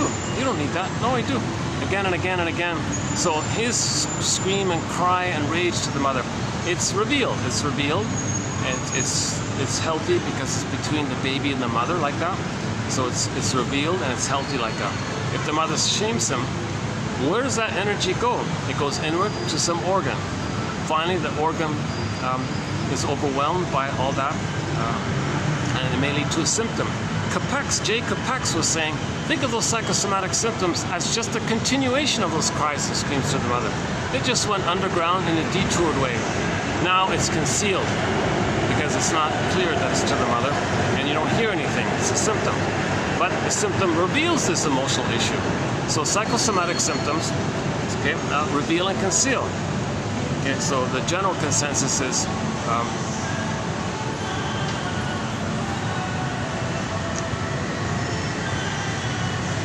the general image is water to ice. It's called conversion. It's like just as water can convert to ice. So I'm gonna jump on. I've got to keep looking around. Jesus. I've had a lot of that lately for some strange reason. Just a coincidence, or just is it just people bored and lonely or something? Like I'm a pretty safe guy. Like I'm a nice, safe guy, right? So I can see maybe people doing that, right? A lot of young people are looking for mentors, looking for feedback from older people, right? Sibling society kind of thing. The father's never around. Robert Bly's book, The Sibling Society. That's not it. That's an ad for some, what is it? Oh, washing machine. Oh, yeah. A washing machine. And a dryer. Washer and dryer.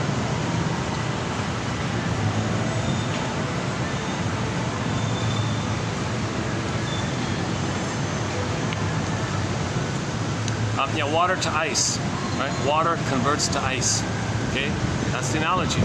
The feelings that can't flow, repressed, goes to the symptom, it converts and it hardens into the bodily symptom.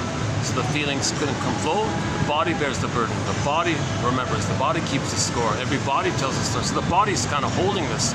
So the feelings, emotion, energy motion. Feelings are like waves, they flow, they move.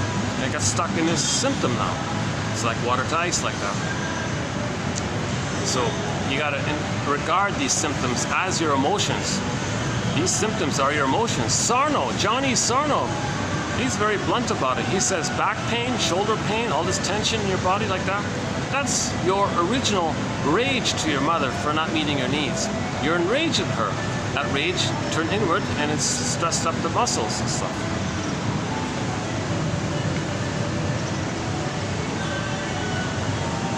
And Sarno makes the added point that when we have psychosomatic symptoms, some people say, oh, here's an opportunity to focus on the symptom and not what causes it, and think the symptom is the cause of your problems. Now you create a constant red herring straw man to get you away from the real issue. So it distracts you from the real issue.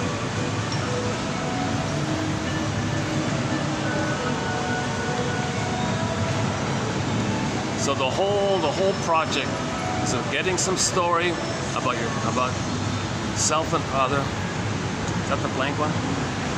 Yeah, here's the blank one. Yeah, imagine. Let's imagine on this sky train here passing by, that it says patreon.com/narrative medicine. 1001 Windmills of the mind.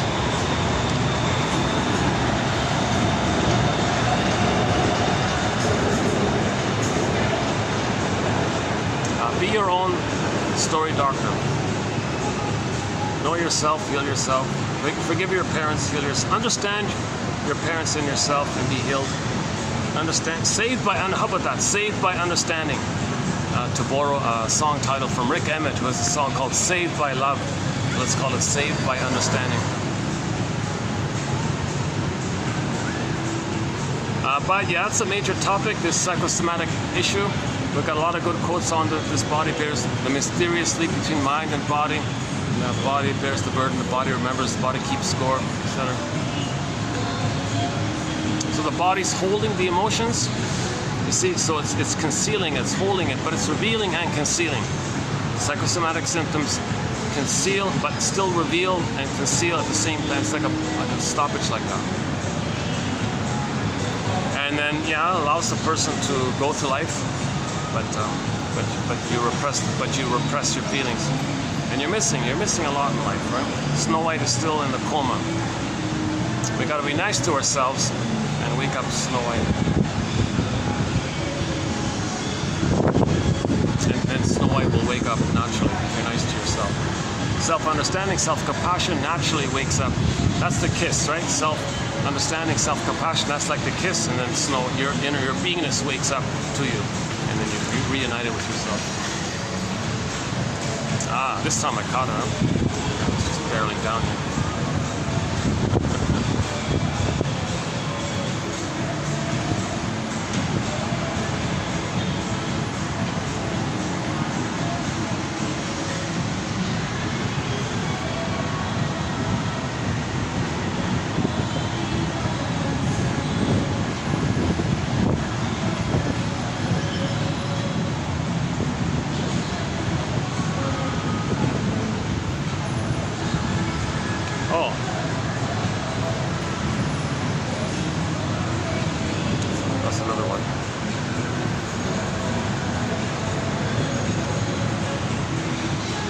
Any final thoughts here? Yeah, I'm gonna take a couple of day break. I think I've reached the quotes. I had all the quotes that were in the pipeline are now kind of out like that. Today was sort of like the last loose ones. So yeah, I think we'll have some fresh new material in the next run. We'll see what comes up. Yeah.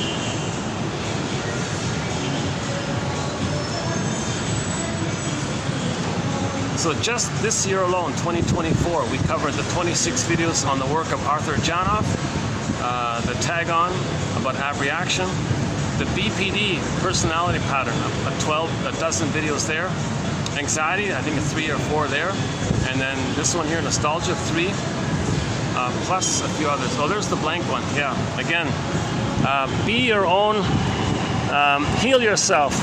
Heal yourself. Patreon.com/narrative medicine. Heal yourself.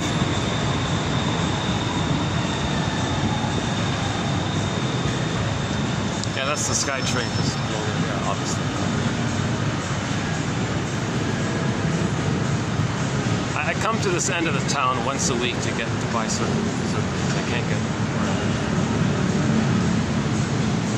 I gotta pay the bill here. So. Pay that bill.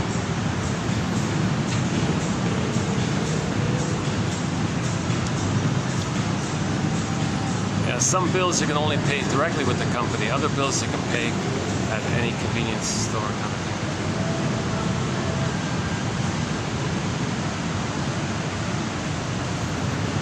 I always have problems with online stuff, so I kind of...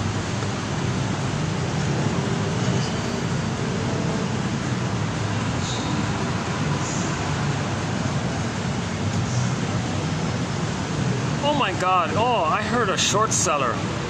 Yeah, I wasn't going to mention this. What a gruesome character.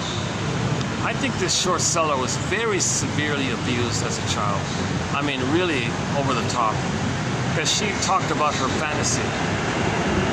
She talked about her fantasy of this great rage that she has towards the mother, and how she has this great desire for revenge and control. Oh my God. Yeah, there's another horror kind of ad. Look at that, it's all over the place. It's either violence and horror imagery or LGBT propaganda. My goodness, there's so little decent. There's so few decent images around. My goodness. Thank God for the park, the trees.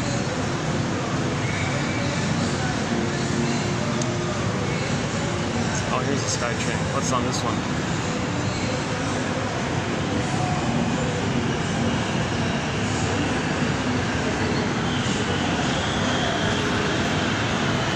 Oh, some kind of shampoo or something. Never heard of that one. That's a new one. All right.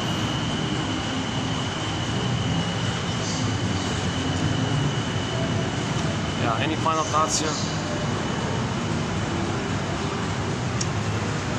I remember in Toronto, you know, on the subways, they'd have poems. They'd have actual poems, like little known poems, sometimes famous poems, and I was thrilled. I was like, there'd be like one for each car kind of thing, or every maybe two cars would be one. So I was very eager to avoid all the ads and just find that poem and I'd write it down kind of thing. Some of them were good, some of them were just mediocre. That was a nice kind of thing. Oh my God, put art quotes on the subway. My God. You know, yesterday I was talking about the comic psychoanalysis. That it came out every 3 months in '55. And if that, wouldn't it be great? Well, I think that should be resumed. We should have that. The comic psychoanalysis teaches psychoanalysis. Huh? It just uses the comic book format. So the best intro, okay, your mission, should you choose to accept it, is to find that comic. Okay, it's through Dark Horse Publishing. Okay, for the digital branch. And you can get the complete run of that comic. Now the original you can't get it. Right? Although it was only 10 cents in 1955, now it's worth $1,000 if you can find it, apparently. So forget about looking for the original. Forget about that. So there's two ways. You can get the digitized version, or you can look for the reissue of it. They did a reissue, like a hardback of the complete run. And I had a copy of it for a while. And we posted some good quotes from it in our collection. So some of the best, is that it? No? That's not it. One of these sky trains, they have the Inside Out 2 advertisement on the sky train. There's a lot of like perfume and cosmetic ads here. Yeah.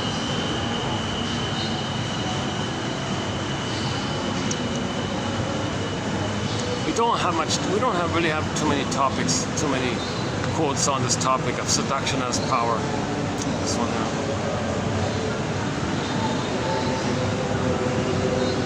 Oh yeah, this is a short seller lady. Oh my God. I've heard a lot of doozies, or I've heard some doozies, but this woman is really very enraged, very vindictive, very violent mind. Jesus Christ. Should I repeat it? What she said? No. Never mind. See, she's talking code and metaphor of her trauma.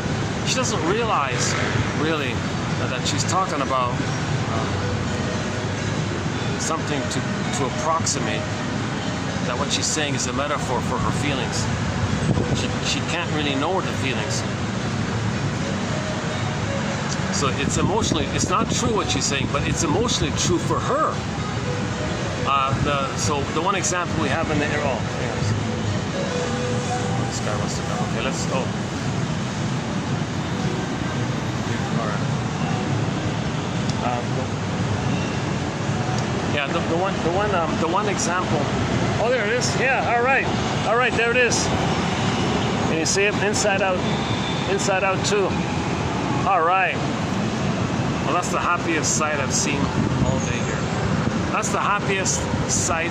That's a sight for sore eyes, to see something soulful, something helpful, something fun and educational.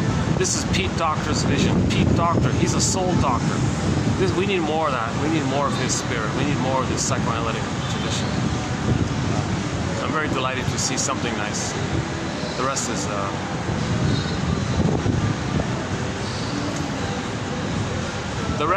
is a communication of the people creating these things to tell you how they feel, and they want to externalize them.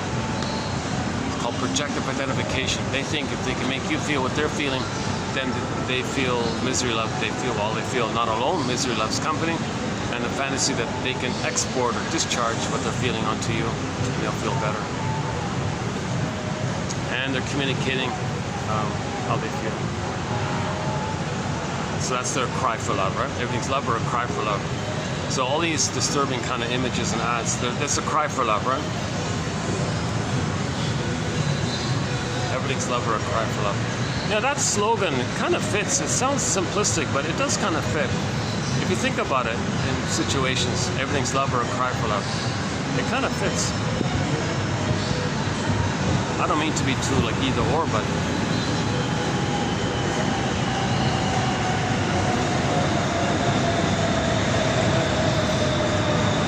many things are maybe a partial expression of love and a cry for love. Yeah, that's probably more accurate. Oh yeah, the example was the little boy.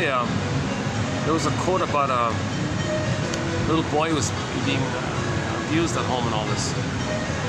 So he was at some kind of public function, and he was being naughty and making problems and all this, and everybody ignored him. He was breaking things and all this. Finally, some motherly kind of person, some kind woman, pulled the kid aside. Geez, what's going on here? Talk to me here. This is the first time in the kid's life someone showed any kind of concern for him. Everybody just ignored him or punished him. It's the first time he felt there was somebody who was like motherly towards him.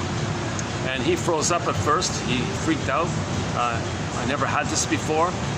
Now he wanted to talk and trust somebody, but he was afraid to. So he had long pause and all this. The mother, she was patient, just sitting there waiting kind of thing. What's going on? Talk to me, whatever. Finally, now the kid didn't know how to say it, what his problem was at home. He didn't know how to say it exactly. So he created some approximation of it. He shouted to the lady, "The farmer shot my dog." Now this kid doesn't have a dog, right? He's trying to communicate that he's being smacked at home by the parents.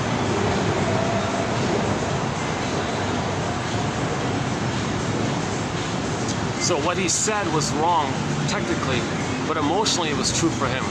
So this short seller lady, this aggressive thing that she was saying, so you can't, you know, it's too nihilistic, it's just too negative. But for her emotion, it's true for her emotionally. What she's saying is just like the kid, just like what the kid said. It was kind of true for him emotionally, but it wasn't technically accurate what he was saying, right? It wasn't literally accurate. He just came up with some kind of metaphor. He's trying his best to communicate that for the first time of his life, for the first time in his whole life, someone was going to listen to him. Someone cared and it was paused and cared about him and listened to him. A lot of kids don't get that, right?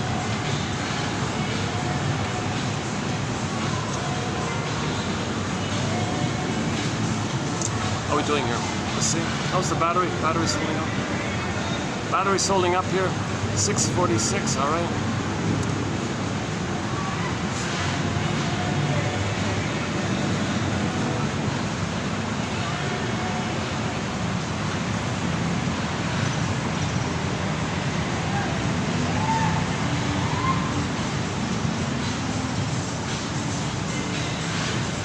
Let's just wrap it up. You know, there is another. Okay, let's just wrap it up here. It's about a.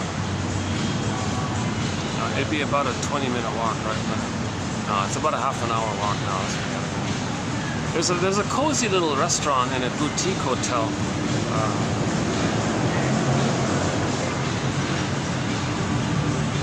A very homey, fun little place, yeah. Well, the quotes are all of the quotes that I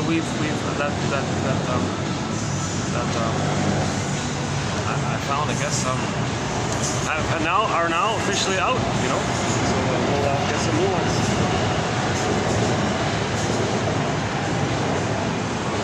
And even that ad has a twinge of a negativity to it. Oh my goodness! And you wouldn't expect it from that company, too. Right?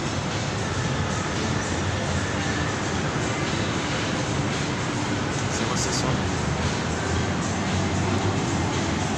Looks colorful. Oh no, something else. Oh no, that's not it.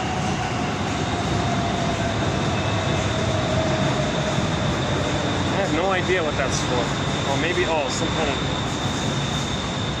maybe it's a TV show or something. A local TV show or something. Drama, some kind of teenage drama or something.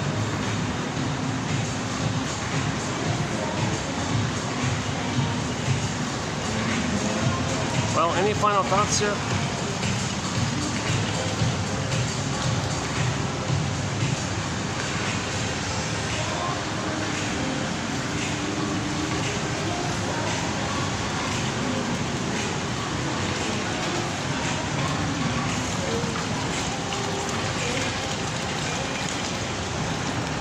Yeah, so we talked about narcissists, right? He looks into the pool of water. He sees the reflection of himself. He's transfixed there. They say he's in love with himself. That's all he sees. And he's in a blissful kind of place like that. That's the metaphor that babies see only them. Think everything's for them, about them. Now his feelings, him, echo, his soul, his beingness, echoes like Snow White. Okay, it's turned to statue, and it's an echo of it. So echo became a statue, in other words. So this echo and narcissists are not separate outer characters in some kind of outer story. They're metaphors for one person, for a traumatized person. A traumatized person. If he still thinks in narcissistic, that's all about him. His soul turned to stone, echo. Echo became a statue. So the Greeks, the philosophers back then, the Greek philosophers back then, philosophical medicine, the storytellers and all the philosophers and poets and so on, they are our soul doctors. And the medical doctors who tried to use, suggestion or something, power of language, that existed, they said. It wasn't just with Mr. Freud, right? Talking, but a new version of it came about with Anna O, right? And Breuer and Freud and all this.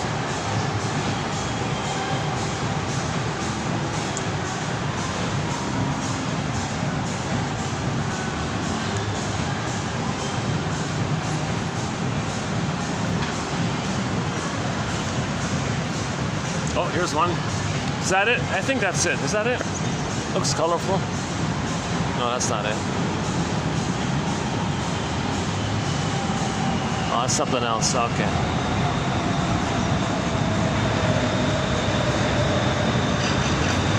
Now that's for some. I have no idea what that's for. Mascara or something?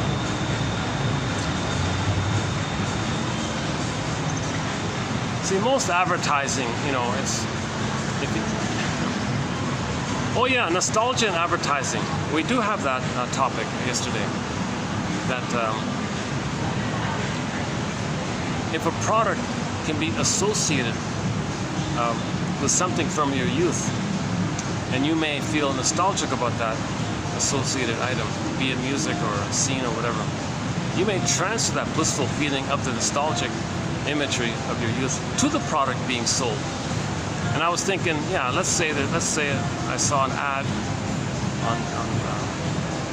for what?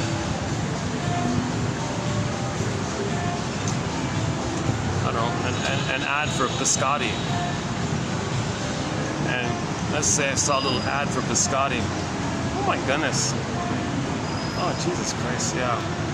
There's a really vulgar, gruesome image they changed on the flash thing there. Oh my god. Still there? Oh, Jesus Christ. They're doing it again. There's so much of this stuff. Their philosophy as well, we just want your attention. We don't care how we get it, we just want your attention because chances are you'll buy our product. No way. There's a huge aversion.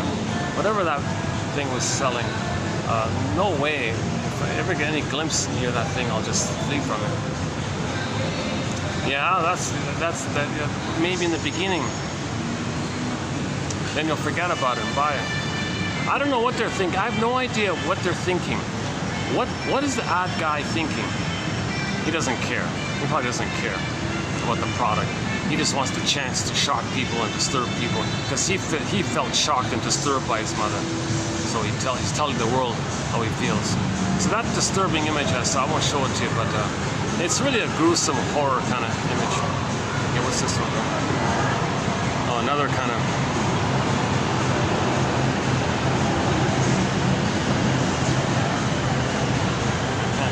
It might be for a film or something, I don't know. Let's not look at that one again.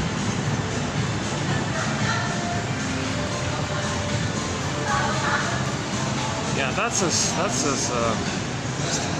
one of the most disturbing. No, there are a lot of disturbing images. That's just one of them.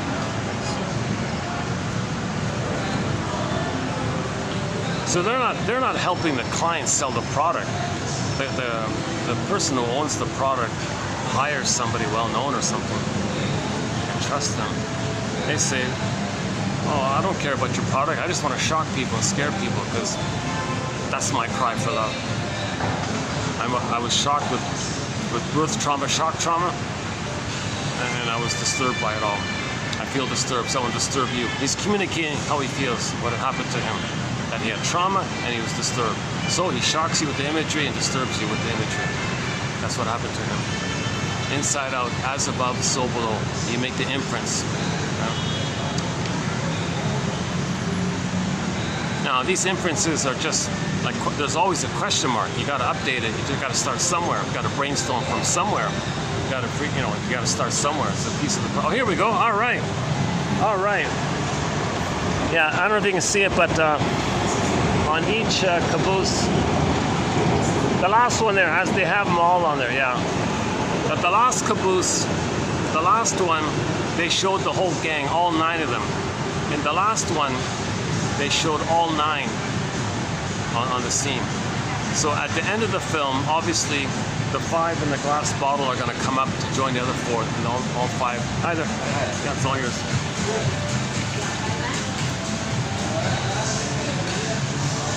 At least that guy had a little bit of manners to kind of like...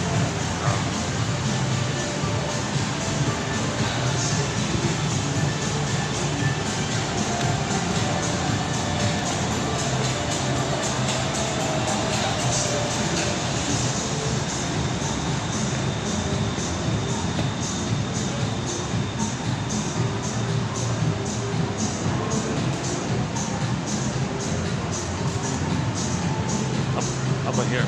Enough light here? Wrap it up here? How about wrap it up here? Any final thoughts?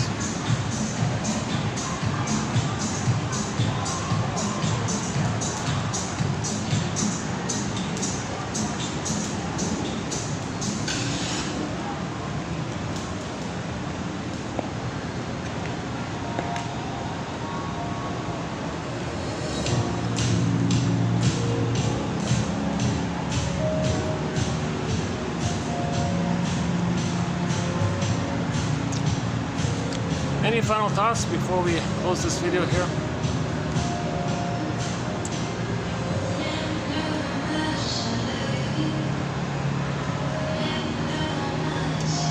Yeah, so yeah. So again, Janice, our latest song is by Janice Paige, P-A-I-G-E. Mainly a supporting kind of actress. Been around for 101 years. Just passed away a couple days ago. And you can see a very good clip of her from her sitcom called It's Always Jan. There's only one episode there, season 1, episode 4, that's available, where she sings the song. I feel like a feather in the breeze. I feel like the birds chirping in the trees. Now that I found you, how happy I am. A fun little happy song, yeah.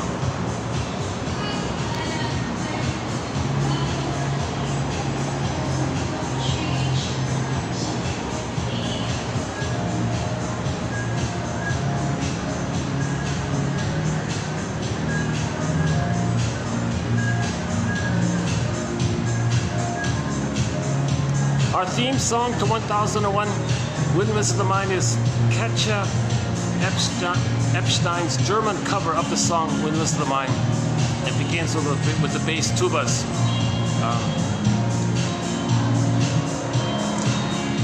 Okay, let's wrap it here for today. I'll see you in the next video. Thanks very much. Your mission, should you choose to accept it, is to identify one of the quotes for each video, 1,000 videos, so you got 1,000 quotes. Okay. And so if you do that for 10 minutes a day, that's a 3-year project, right? Or if you do 3, you can do it in 1 year. Get the comic psychoanalysis. Listen to Bruce Springsteen. I mean, the intro he gives to the song Independence Day, song in Toronto. It begins with him saying, fathers and sons, fathers and sons.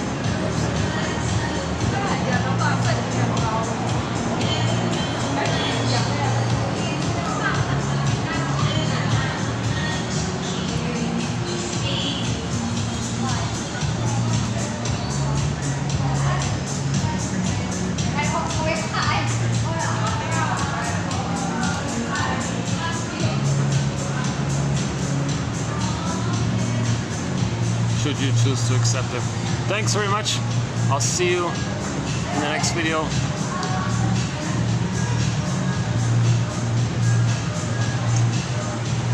For the love of narrative medicine.